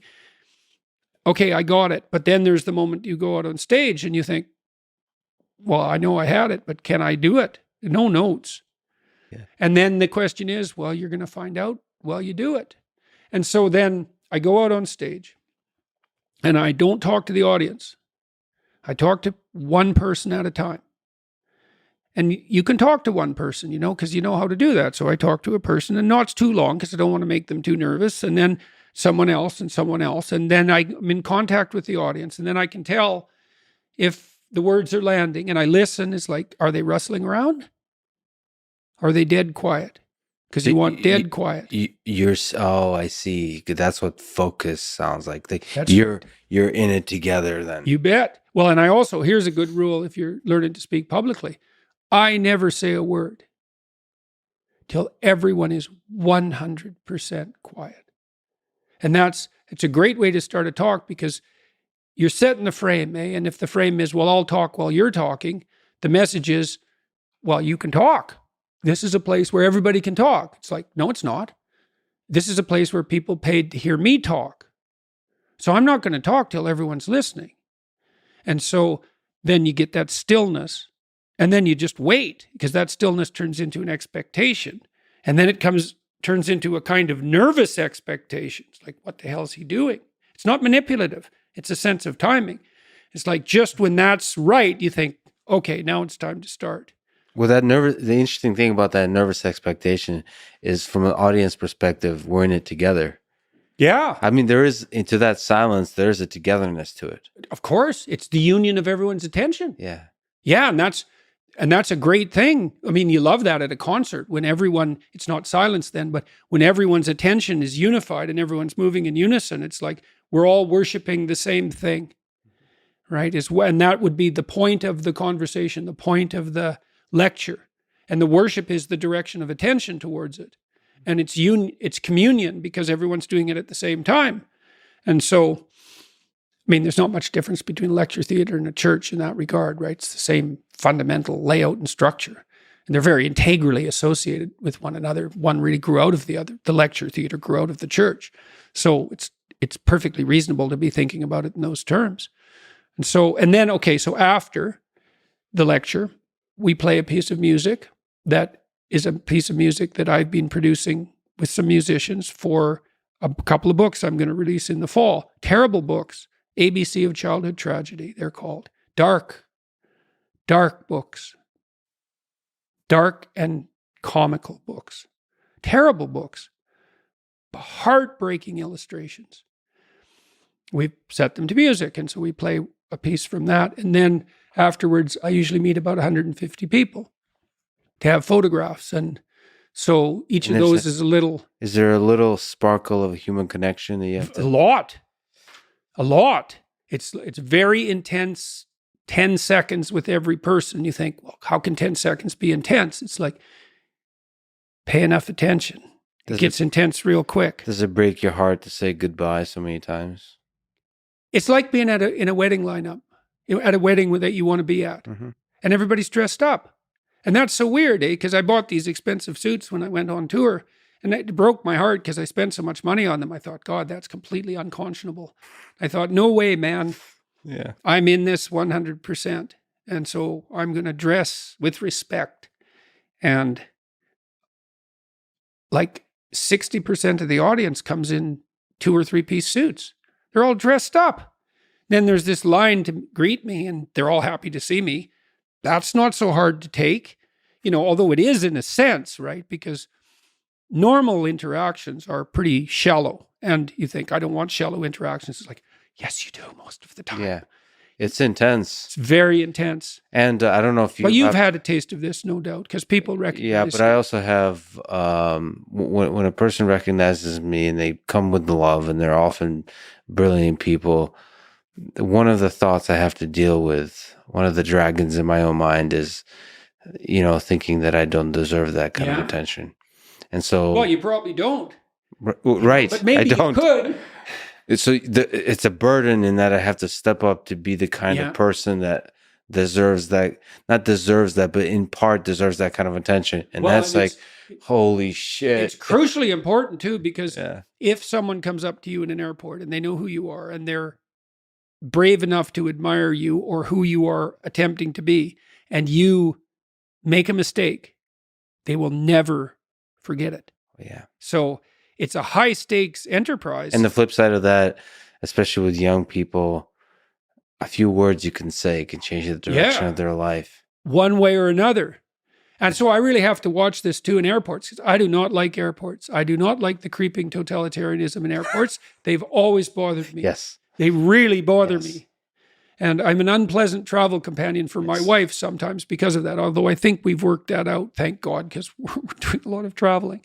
But most of the security guards and the border personnel, all those people, they know me. And as a general rule, they're positively predisposed to me. And so if I'm peevish or irritable, then, well, that's not good. It's not good. And so that's a tightrope to walk too, because I do not like that creeping totalitarianism. But by the same token, if you're just one of the crowd, sometimes it's good just to be one of the crowd, and then you're a little irritable and people can just brush that off. But if you're someone they have dared to open their heart to, because that's what admiration is, and then you betray that, then that's they'll never forget it. And then they'll tell everyone too. So it takes a lot of alertness. And so Tammy and our life has got complicated, because in Toronto, for example, we can't really just go for a walk. It's always a high drama production, because always people come up and they have some heart-rending story to tell. And I'm not being cynical about that. Yes. It's a hard thing to bear, because people don't do that. They don't just open themselves up to you like that and share the tragedy of their life. But that's an everyday occurrence. And so when we go up to our cottage, which is out of the city, it's a relief, because as wonderful as that is, like I have a weird life, because everywhere I go, it's very weird. It's like I'm surrounded by old friends, because I walk down the street in any city now, virtually, and people say, "Hello, Dr. Peterson, so nice to see you." Or they say better things than that, very rarely bad things. One experience in 5,000, maybe, very rare, although you don't forget those either. Mm-hmm. But it's very strange. So, and there's an intimacy. They know you well, and because they leap into, they avoid the small talk often. Mm-hmm. They leap into familiarity. It really is like it's an old friend, and it feels like that. For me personally, the experience is the goodbye hurts, because there's a sense where you're never going to see that friend again. Right.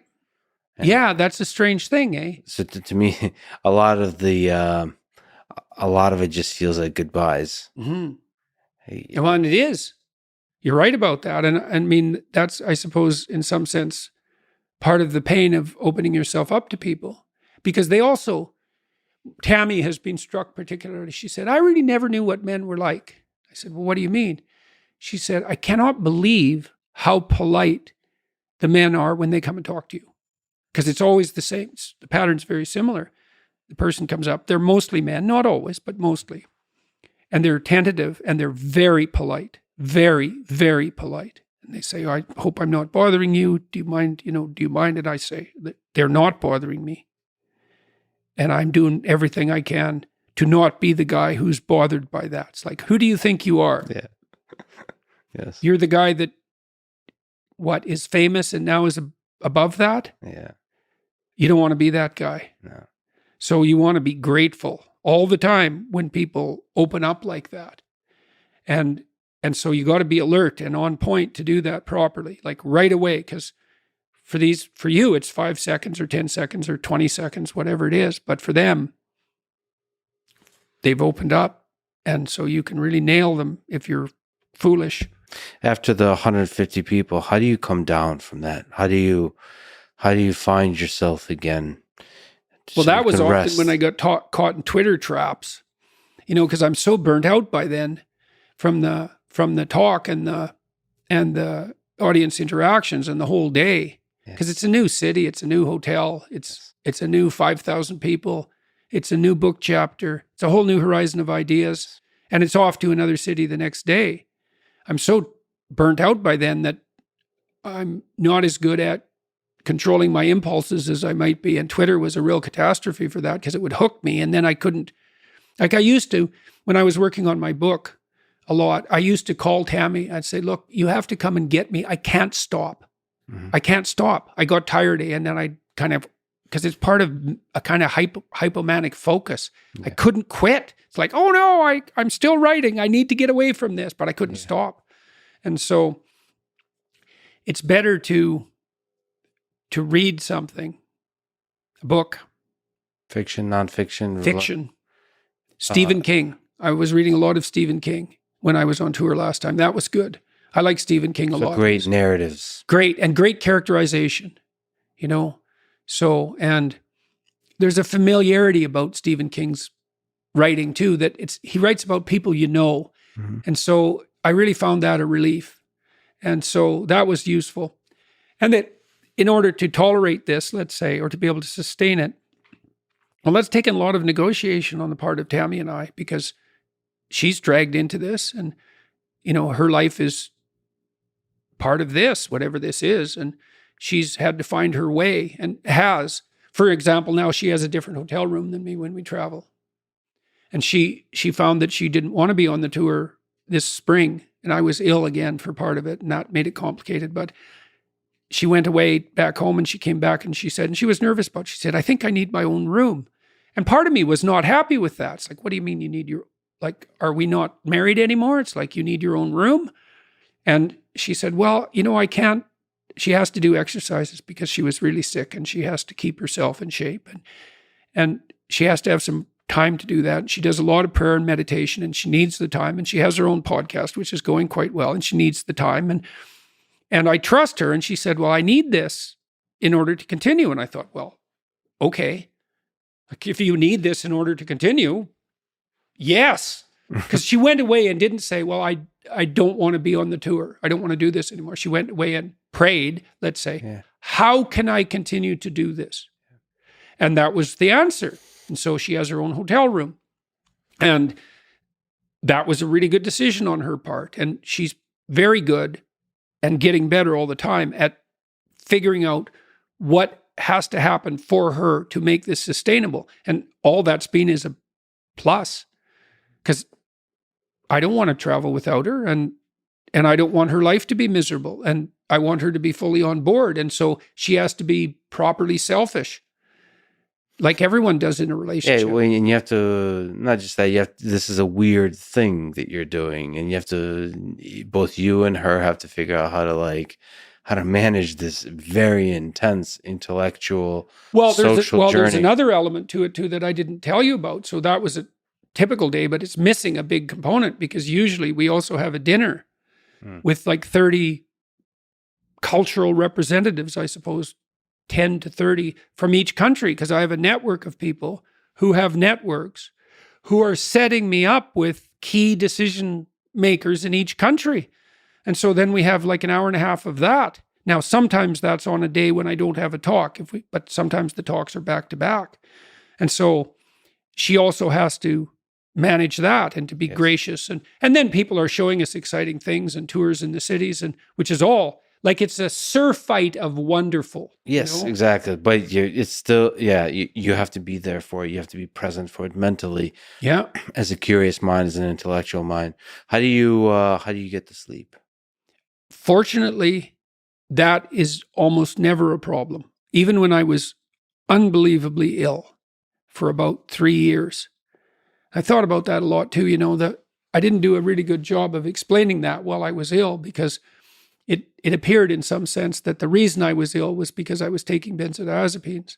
But that isn't why.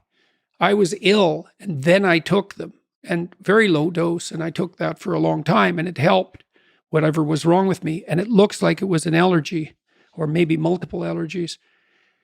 And then that stopped working, and so I took a little bit more for about a month, and that made it way worse. And so then I cut back a lot, and then things really got out of hand. And so there was a deeper thing. Oh yeah, in the definitely. benzo. Oh yeah. What can you put words to? Well, I had a lot of my daughter, as everyone knows, has a very reactive immune system, and Tammy has 3 immunological conditions, each of them quite serious. And I had psoriasis and peripheral uveitis, which is an autoimmune condition, and alopecia areata, and chronic gum disease, all of which appeared to be allergy related. And so Michaela seems to have got all of that. And so that I think was at the bottom of, because I also had this proclivity to depression that was part of my family history. But I think that was all immunological as far as I can tell. So one of the things that's happened to me, I always noticed I really couldn't breathe. Like I could breathe about 1/5 as much as I sometimes could. And so I was always short of breath. And it looks like what that was perhaps was I was always on the border of an anaphylactic reaction, which is not pleasant. And that's hypersympathetic activation, no parasympathetic activation. I couldn't relax at all. That's an immunological response. Allergic response, yeah. So anyways, that was what seemed, now this, I don't like to talk about this much because it's so bloody radical and, I don't like to propagate it, but this diet seems to have stopped all of that. I don't have psoriasis. All of the patches have gone. Yeah. My gum disease, which is incurable, I had multiple surgeries to deal with it, is completely gone. Took 3 years. My right eye, which was quite cloudy, is cleared up completely. What else has changed? Well, I lost 50 pounds and like instantly and kept it off. I should mention that I too am not a deep investigator of nutritional science. I have my skepticism towards the degree to which it is currently a science, because like a lot of complex systems, it's full of mystery and full of profiteers, the people that profit of different kinds of diets. But I should say, for me personally, it does seem that I feel by far the best when I eat only meat. It's very interesting. And I discovered that a long time ago. First of all, how do you discover it? So by the discovery went like this. I started listening to ultra marathon runners about 15 years ago, and they started talking about fat adapted running. So I first discovered that I don't have to run super fast to enjoy running. That in fact, I really enjoy running at a slower pace. So that was like step one. It's like, oh, okay, if I maintain something called the MAF rule, which is a pretty low heart rate. If I maintain that, you can actually get pretty fast while maintaining a pretty slow average speed in general. Anyway, they fuel themselves on low carb diets. So I got into that. On top of that, they also fast often. So I discovered how incredible my mind feels when fasted. People call it intermittent fasting, but that's an optimization of death, because when you fast, your body logically and obviously, if you think about it biologically, is, well, what does your body scavenge first? Well, damaged tissue. So I know the literature on fasting to some degree, and it's very compelling literature. If you starve dogs down, I think it's 20% below, rats too, below their optimal body weight, they live 30% longer. Yeah. That's a lot, 30%. Like it's like 30%. Yeah, 30%. Well, there is aspect to a lot of these things that make me nervous, because I always feel like there's no free lunch, that I'm going to pay for it somehow. But there's a focus that I am able to attain when I fast, especially when I eat once a day. My mind is almost like nervously focused. It's almost like an anxiety, but a positive one, or one that I can channel into just like an excitement. I wonder how much of that's associated with, well, imagine that signifies lack of food, which is not that hard to imagine. Well, maybe you should be a lot more alert in that situation, right? Yeah. Biologically speaking, because you're in hunting mode, let's say, not desperate, but in hunting mode. And God only knows, maybe human beings should be in hunting mode all the time. Often, but we don't know that. So I wonder if it has a stress on the system that long-term causes the system to It doesn't look like it. It seems, in case of fasting, not. And then on top of that, I discovered that the thing I enjoy, I just don't enjoy eating fat as much. So I love eating meat when you talk about low carb diet. So I just discovered through that process, if somewhat fatty meat, but just meat, I just feel a lot of the things that make me feel weird about food, like a little groggy or like full or just whatever, the aspects of food that I don't enjoy, they're not there with meat, and I'm still able to enjoy company. And when I eat once a day and eat meat, at least in Texas, you could still have all the merriment of Yeah. you have dinner with friends. Now I don't do this. You have a very serious thing that there's health benefits that you are very serious about. For me, I can still drink whiskey. I'll still do the things that add a little bit of spice into the thing. Yeah. Now, when you completely remove the spice, it does become more difficult. Yeah, it's more difficult socially. And Tammy seems to only be able to eat lamb, although she might be able to eat non-aged beef. And that makes traveling complicated too, right? Because, well, for obvious reasons, it's like, really, that's all you can eat? Yeah, well, c'est la vie. And maybe that's a form of craziness, but... If we can return to actually the thing you were talking about when you were thinking about a question before the lecture. Yeah. Let me ask you about thinking in general. This is something maybe that you and Jim Keller think a lot about, is thinking how to think. How do you think through an idea? Well, first of all, I think, okay, that's a really good question. We've tried to work that out with this essay app that my son and I have developed, because if you're going to write, the first question is, well, what should I write about? What's the name of the app? Essay.app. And, well, the first question is, well, what bugs you? What's bugging you? This is such a cool thing. It's like, where is my destiny? Well, what bothers you?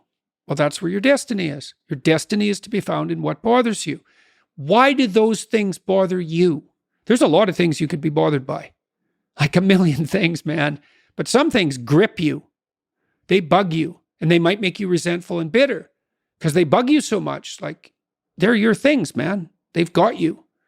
So then I look for a question that I would like the answer to, that I don't, and I would really like the answer to it, so I don't assume I already have the answer, because I would actually really like to have the answer. So if I could get a better answer, great. And so that's the first thing. And that's like a prayer. It's like, okay, here's a mystery. I would like to delve into it further. Well, so that's humility. It's like, here's a mystery, which means I don't know. I would like to delve into it further, which means I don't know enough already. And then comes the revelation.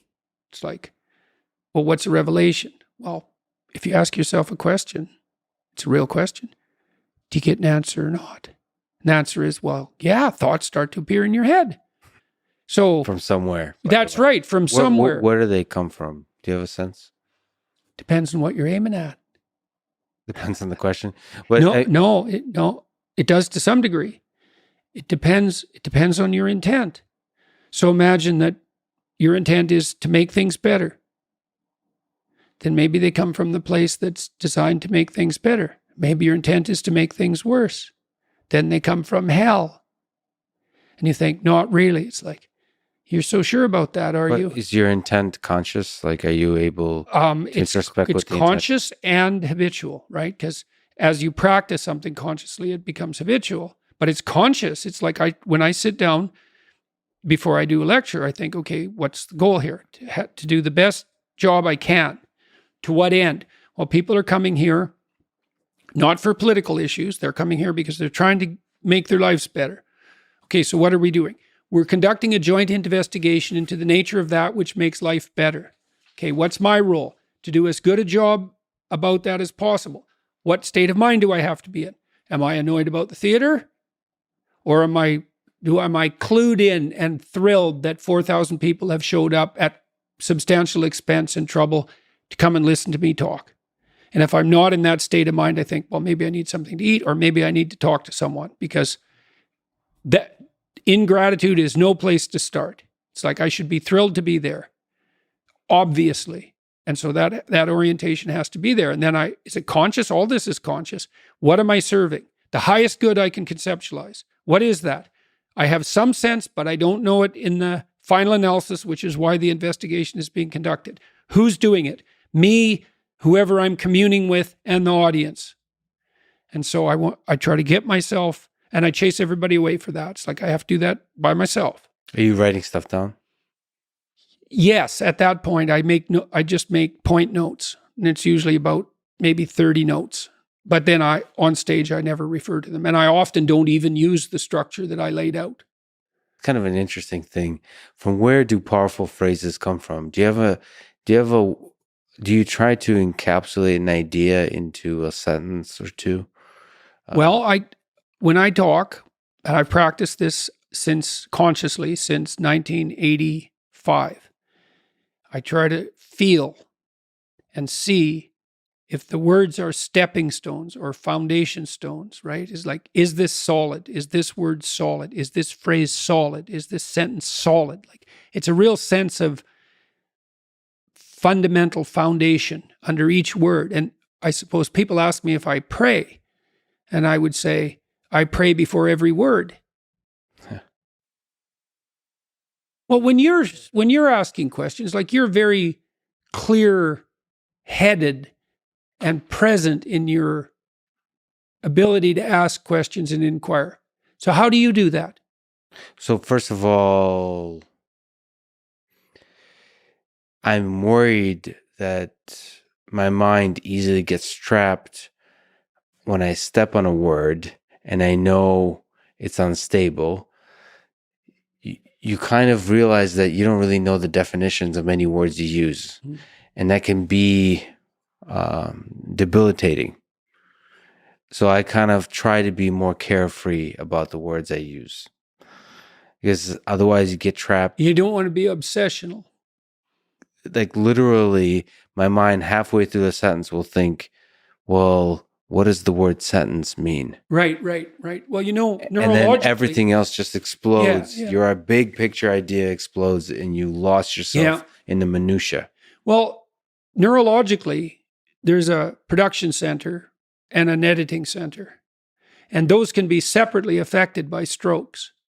And so often when people are writing or talking, they try to activate both at the same time. And that's so people will try to write an essay and get every sentence right in the first draft. That's a big mistake. And so then you might say, well, how can you be careful with your words but carefree? And the answer is orient yourself properly, right? Well, in the conversation we're having, you have an orientation structure. You want to be prepared. You want to be attentive. Then you want to have an interesting conversation.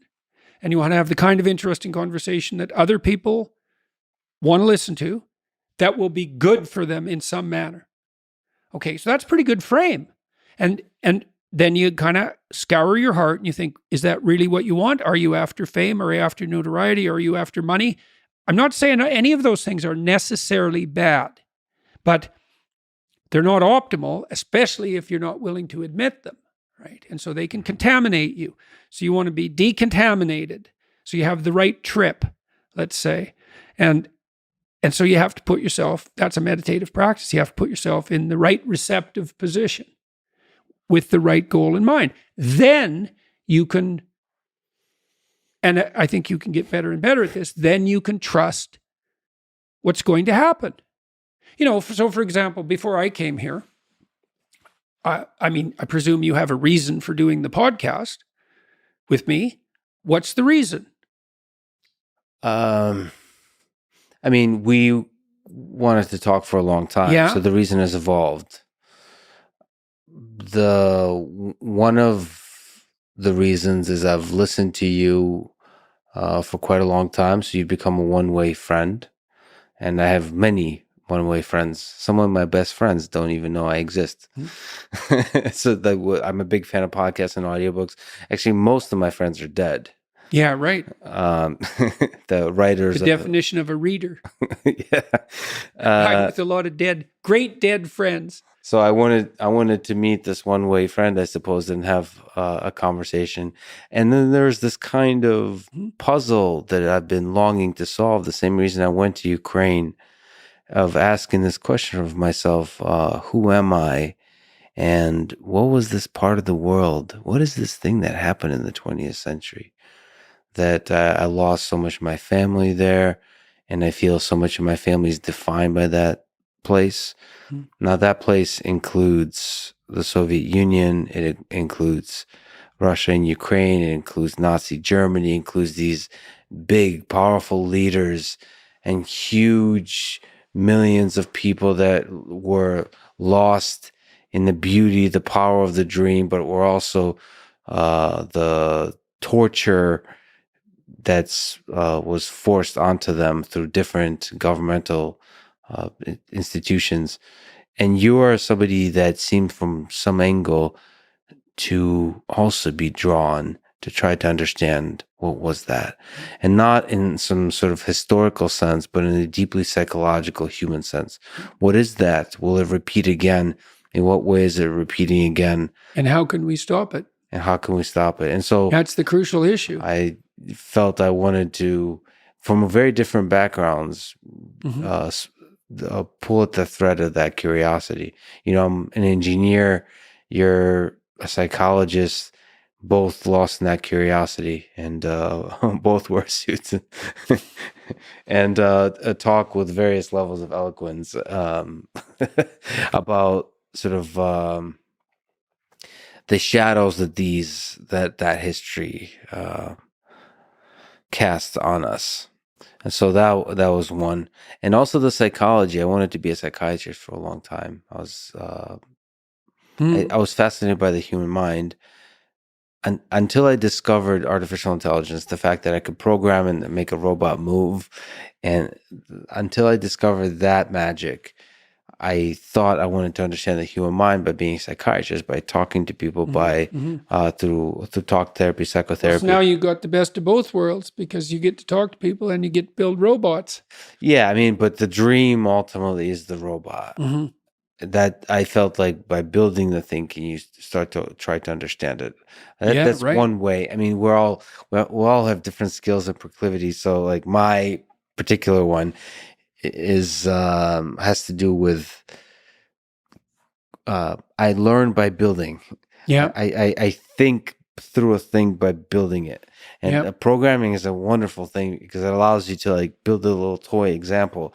So in the same way you can do a little thought experiment, programming allows you to create a thought experiment in action. It can move, it can live, it can and then you can ask questions of it. So all of those, because of my interest in Freud and Jung, you're also in different ways have delved deeply into humanity, the human psyche, through the perspective of those psychologists. So for all those reasons, I thought our paths should cross.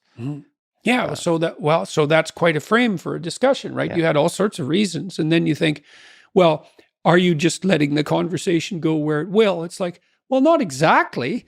You spent all this time. It's not like this came about by accident, this conversation. You spent all this time framing it. And so all of that provides the implicit substructure for the play in the conversation. And if you have that implicit, here's another way, this is very much worth knowing, is if you get the implicit structure of perception right, everything becomes a game. And not only that, a game you want to play. And maybe in the final analysis, a game you'd want to play forever. So, that's obviously a distant beckoning ideal. But we know games need rules, or there's no play. Is there advice you can give, now that we know the frame, to give to me, Lex, about how to do this podcast better, how to think about this world, how to be a good engineer, how to be a good human being, from what you know about me? Take your preoccupation with suffering seriously. It's a serious business. Right? And that's part of that, to circle back to the beginning, let's say, that's that willingness to gaze into the abyss, which is obviously what you were doing when you went to Ukraine. It's like, it's gazing into the abyss that makes you better. The thing is, and this is maybe where Nietzsche's idea is not as differentiated as it became. Sometimes your gaze can be forcefully directed towards the abyss, and then you're traumatized. If it's involuntary and accidental, it can kill you. the more it's voluntary, the more transformative it is. And that's part of that idea about facing death and hell. It's like, can you tolerate death and hell? And the answer is, this terrible answer is, yes, to the degree that you're willing to do it voluntarily. And then you might ask, well, why should I have to subject myself to death and hell? I'm innocent. And then the answer to that is, even the innocent must be voluntarily sacrificed to the highest good.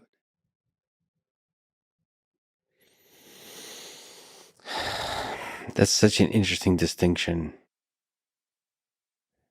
Voluntary suffering. Voluntary, yeah. Yeah. Well, that's why the central Christian doctrine is pick up your cross and follow me. And I'm speaking not in religious terms saying that. I'm just speaking as a psychologist. It's like one of the things we've learned in the last 100 years is voluntary exposure to that which freezes and terrifies you in measured proportions is curative. So a form of, at least in part, involuntary suffering is depression. Do you have advice for people on how to find a way out? You're a man who has suffered in this way, perhaps continue to suffer in this way. How do you find a way out? The first thing I do as a clinician, if someone comes to me and says they're depressed, is ask myself a question. Well, what does this person mean by that? So I have to find out, because maybe they're not depressed, maybe they're hyper anxious, or maybe they're obsessional. Like there's various forms of powerful negative emotion. So they need to be differentiated. But then the next question you have to ask is, well, are you depressed? Or do you have a terrible life? Or is it some combination of the two? So if you're depressed, as far as I can tell, you don't have a terrible life. You have friends, you have family, you have an intimate relationship, you have a job or a career. You're about as educated as you should be given your intelligence. Use your time outside of work wisely. You're not beholden to alcohol or other temptations. You're engaged in the community in some fundamental sense, and all that's working. Now, if you have all that and you're feeling really awful, you're either ill or you're depressed. And so then sometimes there's a biochemical route to that, treatment of that. My experience has been as a clinician is if you're depressed, but you have a life and you take an antidepressant, it will probably help you a lot. Now, maybe you're not depressed. Exactly. You just have a terrible life. What does that look like? You have no relationship. Your family's a mess. You've got no friends. You've got no plan. You've got no job. You use your time outside of work, not only badly, but destructively. You have a drug or alcohol habit or some other vice, pornography addiction. You are completely unengaged in the surrounding community. You have no scaffolding whatsoever to support you in your current mode of being or you move forward. And then as a therapist, well, you do two things. Well, if it's depression per se, well, like I said, there's sometimes a biochemical route, a nutritional route. There's ways that can be addressed. It's probably physiological if you're, at least in part, if you're depressed but you have an okay life. Sometimes it's conceptual. You can turn to dreams sometimes to help people because dreams contain the seeds of the potential future. And if your person is a real good dreamer and you can analyze dreams, that can be really helpful. But that seems to be only true for more creative people. And for the people who just have a terrible life, it's like, okay, you have a terrible life. Well, let's pick a front.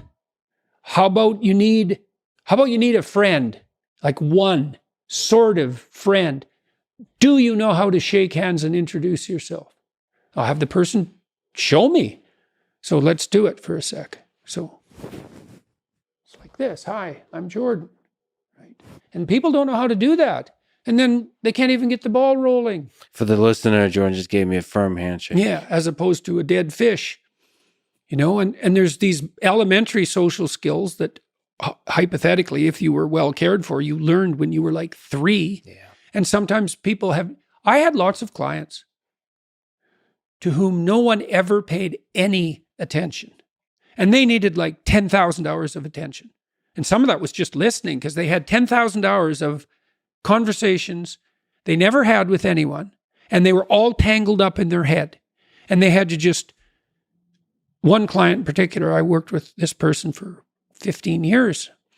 And what she wanted from me was for me just to shut the hell up for 50 minutes, which is very hard for me, and to just tell me what had happened to her. And then what happened at the end of the conversation, then I could discuss a bit with her.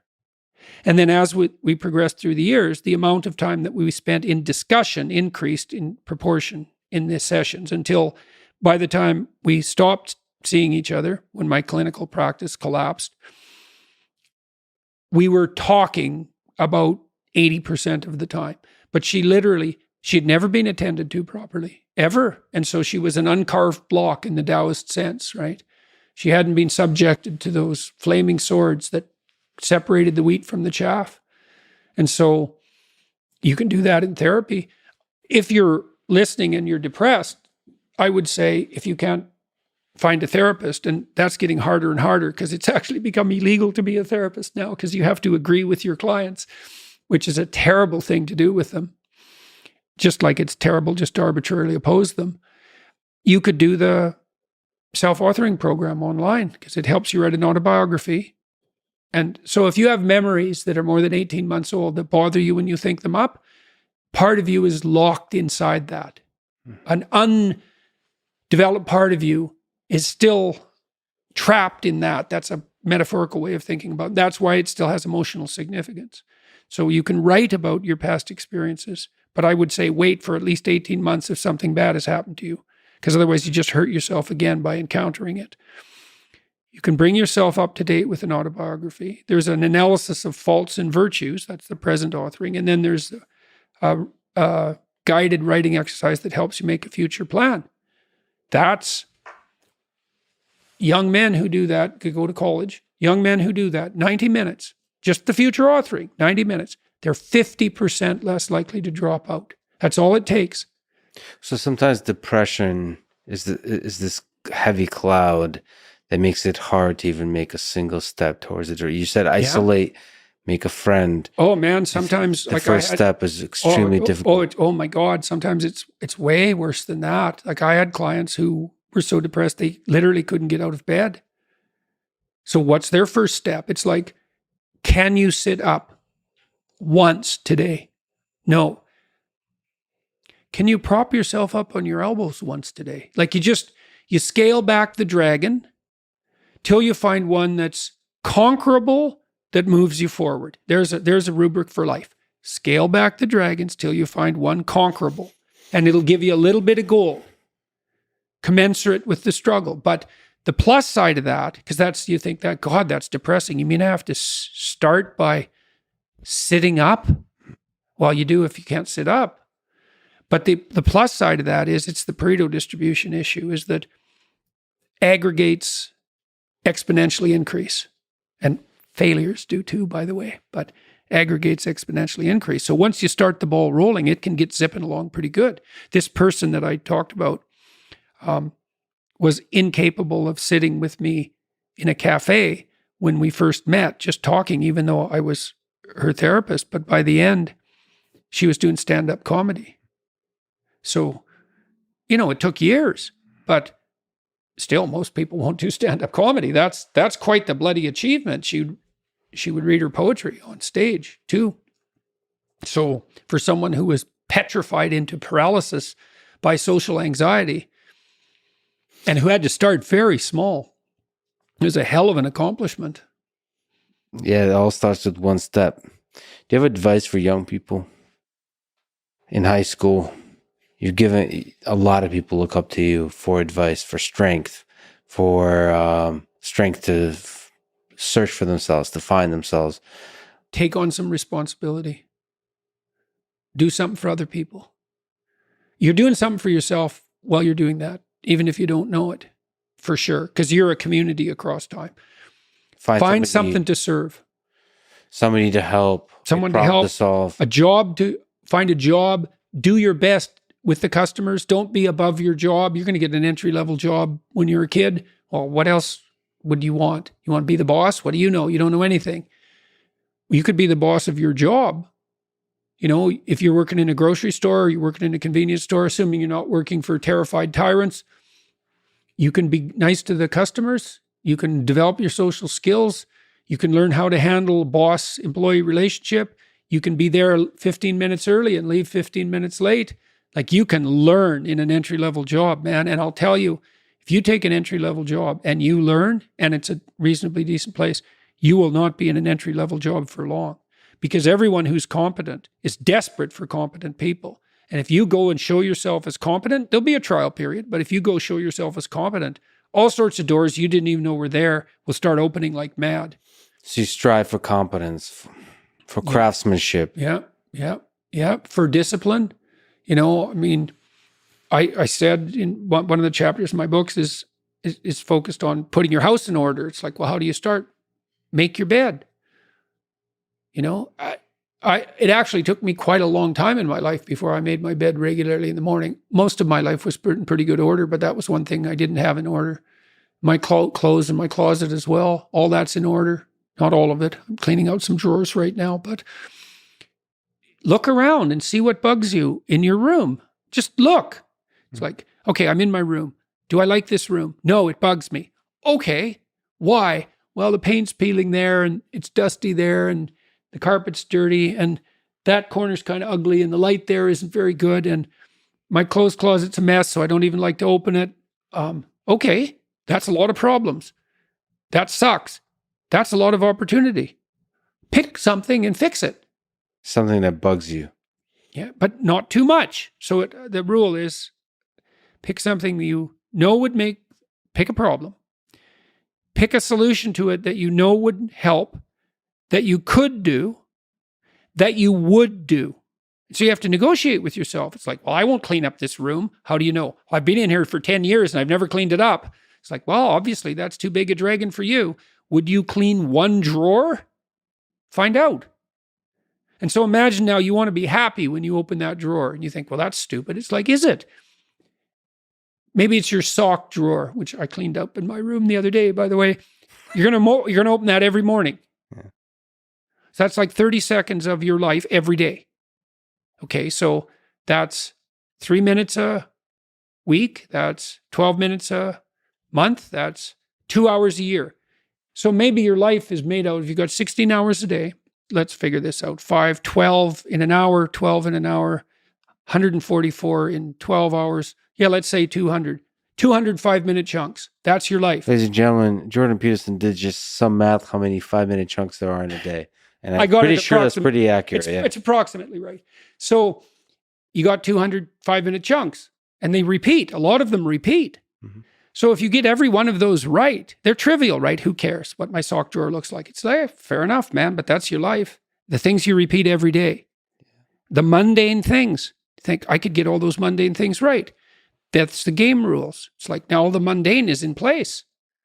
Now you can play because all the mundane's in place. And this is actually true. So with children, imagine you want your children to play.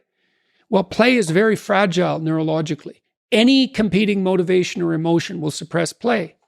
So everything has to be in order. Everything has to be a walled garden before the children will play. That's a good way of thinking about it. So you put everything in order and you think, oh my God, now I'm tyrannized by this order. It's like, no, you aren't, not if it's voluntary. And then the order is the precondition for the freedom. And so then all of a sudden you get all these things in order. It's like, oh, look at this. I've got some room to play here. And then maybe you're not depressed. Now, it's often not that simple, you know. It's not that simple. Try putting your room in order, perfect order. That's hard, man. I mean, it's a really powerful way to think about those 5-minute chunks. Just get one of them right in a day. Yeah, well, if you do that for 200 days, your life is in order. Yeah. You know, I thought I did that with my clients a lot. So a lot of them would come home from work, the guys, hey, and their wives would meet them at the door and it'd be a fight right away. You know, and it's a clash there because he comes home and he's tired and hungry and he's worked all day and he's hoping that, he gets welcomed when he comes back to the home, but then the wife is at home and she's been with the kids all day and she's tired and hungry and she's hoping that when he comes home, he'll show her some appreciation for what's happened today. And then they clash and then they both have problems to discuss because they've had their troubles during the day. And so then every time they get together, they are not like it's a bit of a fight for 20 minutes and then the whole evening is screwed. Mm-hmm. And so then you think, okay, here's the deal. It's knock and the door will open. Okay, you get to pick what happens when you come home, but you have to figure out what it is. So now this is the deal. You treat yourself properly. You imagine coming home and it goes the way you want and need it to go. Okay, what does that look like? You get to have it, but you have to know what it is. What does it look like? And you think, okay, I want to come home. I want to be happy about coming home. I come home. I open the door. I say, hello, honey, I'm home. My wife says, hi, it's so nice to hear your voice. She comes up. She says, hi, dear. She gives you a hug. She says, how was your day? And you say, well, we'll sit and talk about that. How was your day? Well, we'll sit and talk about that. Do you need something to eat? Probably. Let's go sit and talk about our day. It's like, that sounds pretty good. Okay. That sounds pretty good. Might not be perfect, but sounds a hell of a lot better than what we're doing now. So how about we'll go talk to your wife and say, okay, this is what's happening when I come home. I would like it to be better. What would you like to have happen if you could have what you wanted? Mm-hmm. And so she sits down and she thinks, okay, if he comes home, what do I want to have happen? And then now you got two visions and you say, well, what would you like? And you listen and she says, what would you like? And you tell her, and then you think, okay, now how can we bring these visions together? So not only do we both get what we want, but because we've brought them together, we even get more than we want. Well, who wouldn't agree to that unless they were aiming down? And that's so exciting. It's not a compromise. It's a union of ideals. That's even makes a better ideal. And then you get to come home. And then there's another rule that goes along with that, which is, please, dear, have the grace to allow me to do this stupidly and badly while I learn at least 20 times. Yeah. And I'll give you the same leeway. And then we'll practice stupidly for 20 times and we'll talk about it. And then maybe we'll get it right for the next 10,000 times. Yeah. Right? And you can do that with your whole life, and you can do that with your kids, and you can do that with your family. Like, it's not easy, but you can do it. It's a lot easier than the alternative. Let me ask for some dating advice from Jordan Peterson. How do you find, on that topic, the love of your life? That's a good question. I was asked that multiple times on my tour, 3 times in a row, in fact, because we asked people to use this Slido gadget. That's a popular question? It always came up to the top. And I got asked that 3 times in a row, and I didn't have a good answer. And then I thought, why don't I have a good answer? I thought, oh, I know why. Because that's a stupid question. So why? Yeah. Why? Because it's putting the cart before the horse. Here's the right question. Mm-hmm. How do I make myself into the perfect date? You answer that question, and you will not have any problem answering the previous question. It's like, what do I want in a partner? If I offered everything I could to a partner, who would I be? You work on that. Ask that question. Just ask. Just ask yourself, okay, I have to be the person that women would want. Okay, what do they want? Clean. That's not a bad start. Reasonably good physical shape. So healthy, productive, generous, honest, willing to delay gratification. So you dance with a woman. It's like, what's she doing? What are you two doing? Well, it's a pattern. There's patterns happening around you. That's the music. Patterns of being. That's the music. Now, can you align yourself with the patterns of being gracefully? That's what she's checking out. And then can you do that with her? And then can you do that in a playful and attentive manner and keep your bloody hands to yourself for at least a minute? And so, can you dance in a playful manner? It's like you can go through this in your imagination. And you'll know. And then you think, well, how far am I from those things? And the answer is usually, man, it's a pretty horrible abyss separating you from that ideal. But the harder you work on offering other people what they need and want, the more people will line up to play with you. And so it's the wrong question. It's like, how can I be the best partner possible? And then you think, well, if I do that, people will just take advantage of me. And that's the non-naive objection, right? Because the naive person's saying, well, I'll be good and everyone will treat me right. It's like the cynic says, no, I'll be good and someone will take me out. And then you think, well, what do you do about that objection? And the answer is, well, you factor that in. And that's why you're supposed to be, what is it? As soft as a dove and as wise as a serpent. It's like, I know you're full of snakes. I know it. Maybe I know it more than you do. But we'll play anyways. And Take that's a the good risk anyway. That's right. Voluntarily, right?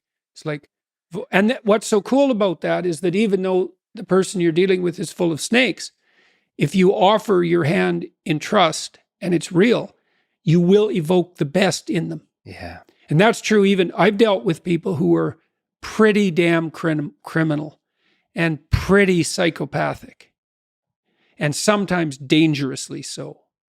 And you tread very lightly when you're dealing with someone like that, especially if they're intoxicated. And even then, your best bet is that alert trust. It's the only thing I know that, like, I had one client who was he was paranoid psychopath. That's a bad combination. He was a bad guy, man. He had like 4 restraining orders on him. And restraining orders don't work on the sort of people that you put restraining orders on. And he used to be harassed now and then by, a bureaucrat in a bank with delusions of power. And he would say to them, he used to kind of act this out to me when I was talking to him. He'd say, I'm going to be your worst nightmare. And he meant it. Yeah. And he would do it. He had this obsessional, psychopathic vengeance that was just like right there, paranoid to the hilt. And paranoid people are hyper acute. So they're watching you for any sign of deceit or manipulation. And they're really good at it because like they're 100% that's what paranoia is. It's 100% focus on that. And even under those circumstances, if you step carefully enough, you can avoid the axe. That's a good thing to know if you ever meet someone truly dangerous. Absolutely. I believe in that being fragile, nevertheless, taking that leap of trust towards another person, even when they're dangerous, especially when they're dangerous. If you care, if there's something there in those hills you want to find, then that's probably the only way you're going to find it is taking that risk. I have to ask you about Gulag Archipelago by Solzhenitsyn that speak to this very point. There's so many layers to this book. We could talk about it forever. I'm sure in many ways we are talking about it forever. But there is sort of one of the themes captured in a few ways that was described through the book is that line between good and evil that runs through every human being. As he writes, the line dividing good and evil cuts through the heart of every human being. During the life of any heart, this line keeps changing place. Sometimes it is squeezed one way to exuberant evil, and sometimes it shifts to allow enough space for good to flourish. One and the same human being is, at various ages, under various circumstances, a totally different human being. At times, he is close to being a devil, at times to sainthood. But his name doesn't change, and to that name we ascribe the whole lot, good and evil. What do you think about this line? What do you think about this thing where we talked about if you give somebody a chance, you actually bring out the best in them? What do you think about this other aspect that throughout time, that line shifts inside each person and you get to define that shift? What do you think about this line? Are we all capable of evil? Well, the cosmic drama, that's Satan versus Christ. It's like, well, who's that about? if it's not about you? I'm speaking just as a psychologist or as a literary critic. Those are characters. At least they're that.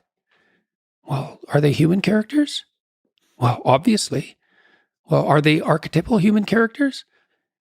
Yes. What does that mean cosmically and ontologically?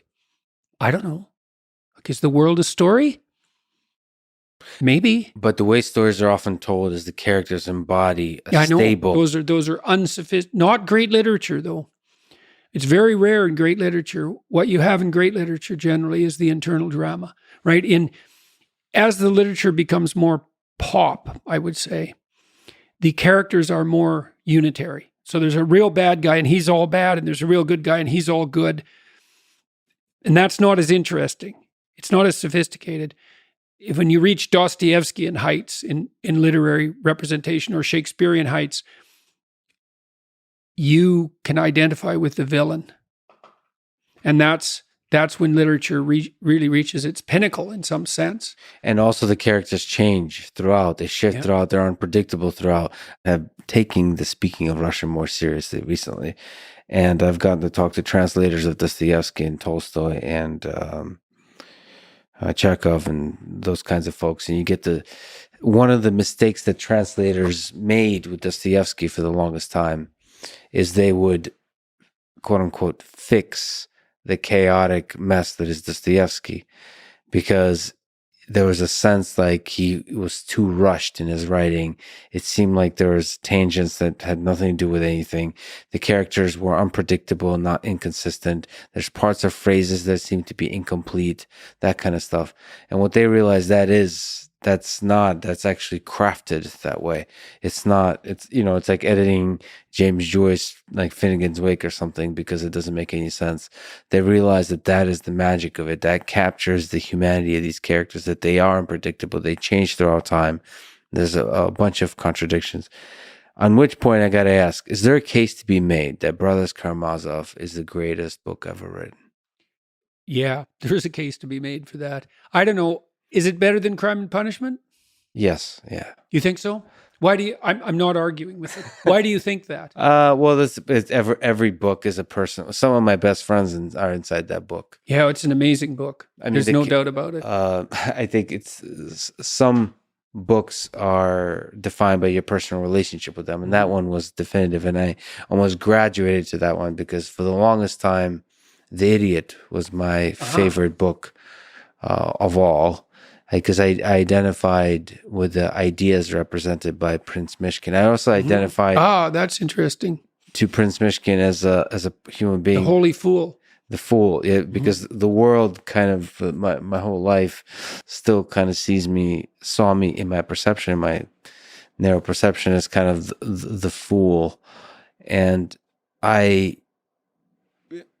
different from the interpretation that a lot of people take of this book, I see him as a kind of hero, definitely, to be a naive, quote unquote, fool, but really just a naive optimist, and naive in the best possible way. I do believe that that's childlike. Yeah, childlike is a better. So naive is usually seen as that's childish, naive. Yeah, but childlike.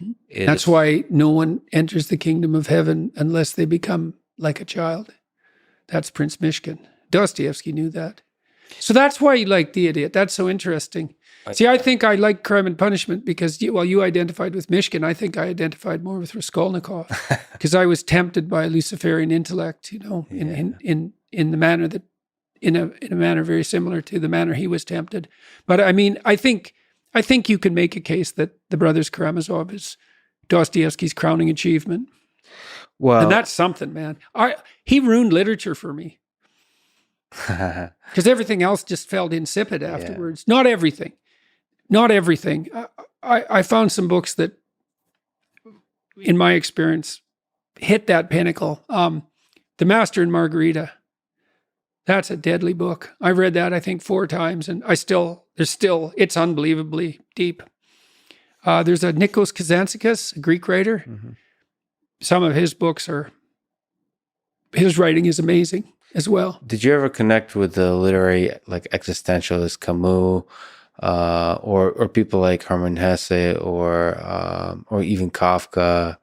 Did you ever connect with those to the same degree? Yeah, to the same. Enough to be an influence. You have to be deaf in some fundamental sense not to encounter a great dead friend and fail to learn. And I mean, I tried to separate the wheat from the chaff when I read, and I read all the great clinicians, all of them, perhaps not, those who are foremost in the pantheon. And I tried to pull out what I could. And that was a lot. I learned a lot from Freud. I learned a lot from Rogers. And I learned a lot from Dostoevsky and Nietzsche. I'm going to do a course on Dostoevsky and Nietzsche for this Peterson Academy. This is coming up in January. Oh, that'll be them I'm together. really looking forward to it. You're weaving. I hadn't thought about doing them together. Oh. That'd be fun. That's a good idea. Well, that'd be a good idea. There's an interesting... Steal that idea. No. You often weave them together really masterfully because there is religious, in the broad sense of that word, themes throughout the writing of both. Yeah, well, there's uncanny parallelisms in their writing and their lives. So, and Dostoevsky's deeper than Nietzsche, but that's because he was a writer of fiction. Well, Nietzsche is almost a character in a Dostoevsky novel. He is definitely that. He is definitely that, yes. And apparently Nietzsche knew more about Dostoevsky than people had thought. There's been some recent scholarship on that grounds. Dostoevsky didn't know anything about Nietzsche, as far as I know. I could be wrong about that. But the thing that Dostoevsky had over Nietzsche is Nietzsche had to make things propositional in some real sense because he was a philosopher. And it's hard to propositionalize things that are outside your ken, but you can characterize them. And so in The Brothers Karamazov, Ivan is a more developed character than Alyosha in the explicit sense. He can make better arguments. But Alyosha wins, like Mishkin, because he's the better man. And Dostoevsky can show that in the actions. He can't render it entirely propositional, but that's probably because what's good can't be rendered entirely propositional. And so Dostoevsky had that edge over Nietzsche. He said, well, Ivan is this brilliant rationalist, atheist, materialist, and puts forward an argument on that front that's still unparalleled as far as I'm concerned, and overwhelms Alyosha, who cannot respond, but Alyosha is still the better man. So, which is very interesting, that... The funny thing about those two characters is you, Jordan Peterson, seem to be somebody that at least in part embodies both. Because you are one of the intellectuals of our time, rigorous in thought, but also are able to have that kind of, what would you describe? If you remove the religiosity of Alyosha, there's what's a good word? Love towards the world? Spirit of encouragement. Yes. Which one? Yeah, well, it's one of the things I did learn, perhaps, from looking into the abyss to the degree that I have had to, or was willing to, was that at some level you have to make a fundamental statement of faith. When God creates the world, after each day, he says he saw that it was good. You think, well, is it good? It's like, well, there's a tough question. Do you want to bring a child into a world such as this? Which is a fundamental question of whether or not it's good. It's an act of faith to declare that it's good, because the evidence is ambivalent. Yeah. And so then you think, okay, well, am I going to act as if it's good? And what would happen if I did? And maybe the answer to that is, I think this is the answer.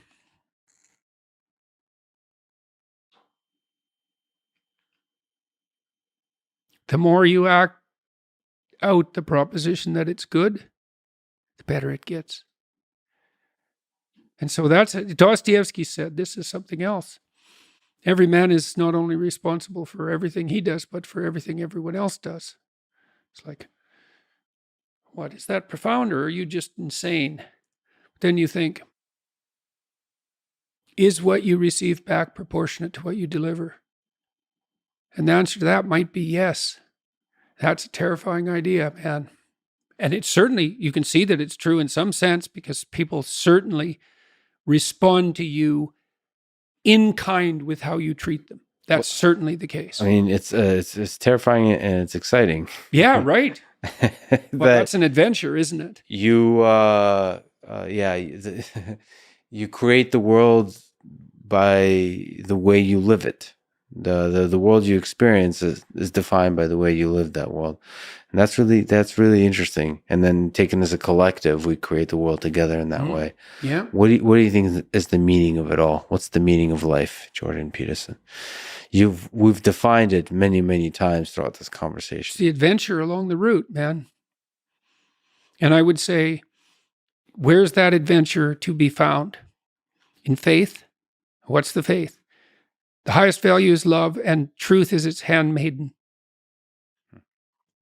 That's a statement of faith, right? Because you can't tell. You have to act it out to see if it's true. Yeah. And so you can't even find out without, and that's so peculiar. You have to make the commitment a priority. Yeah. It's like a marriage. It's the same thing. It's like, well, is this the person for me? Well, that's the wrong question. How do I find out if this is the person for me? By binding myself to them. Well, maybe the same thing's true of life, right? You bind yourself to it. And the tighter you bind yourself to it, the more you find out what it is. And that's like a radical embrace. And it's a really radical embrace. That's the crucifix symbol. And more than that, because like I said, the full passion story isn't death. It isn't even unjust death. It isn't even unjust death and the crucifixion of the innocent, which is really getting pretty bad. It's unjust, torturous, innocent death attendant upon betrayal and tyranny, followed by hell. Well, that's a hell of a thing to radically embrace. It's like, bring it on. I think a lot of people put truth as the highest ideal and think they can get to that ideal while living in a place of cynicism and ultimately escape from life and hiding from life, afraid of life. And it's beautifully put that love is the highest ideal to reach for, and truth is its handmaiden. I thought about that for a long time, right? This hierarchy of ideal. And the thing about truth, that bitter truth, let's say, that cynical truth, is it can break the shackles of naivety. And actually, a burnt cynicism is a moral improvement over a blind naivety. Even though one is in some ways positive, but only because it's protected. And the other is bitter and dark, but still better. But you're not done at that point. You're just barely started. It's like you're cynical. You're not cynical enough. It's like, how cynical are you? Are you, I'm an Auschwitz prison guard level of cynical? Because you have to go down pretty deep into the weeds before you find that part of you. But you can find it if you want. And then you think, well, I want to stop this. Well, that was the question you posed. In some sense, you're obsessed with, say, what happened on these mass scale catastrophes in the communist countries. It's like, well, millions of people participated. So you could have, and maybe you would have enjoyed it. So what part of that is you? And you can find it if you want. Yeah, it's all there. The prisoner, the interrogator, the Judas, Pontius Pilate. All of it. All of it. And it's all of it is inside us. Yeah. And you just have to look. And once you do, maybe eventually you can find the love. Jordan, you're an incredible human being. I'm deeply honored you would talk to me. Thank you for being a truth seeker in this world, and thank you for the love. Hey, thanks for the invitation, man. Thanks for listening to this conversation with Jordan Peterson. To support this podcast, please check out our sponsors in the description. And now, let me leave you with some words from Friedrich Nietzsche. You must have chaos within you to give birth to a dancing star. Thank you for listening, and hope to see you next time.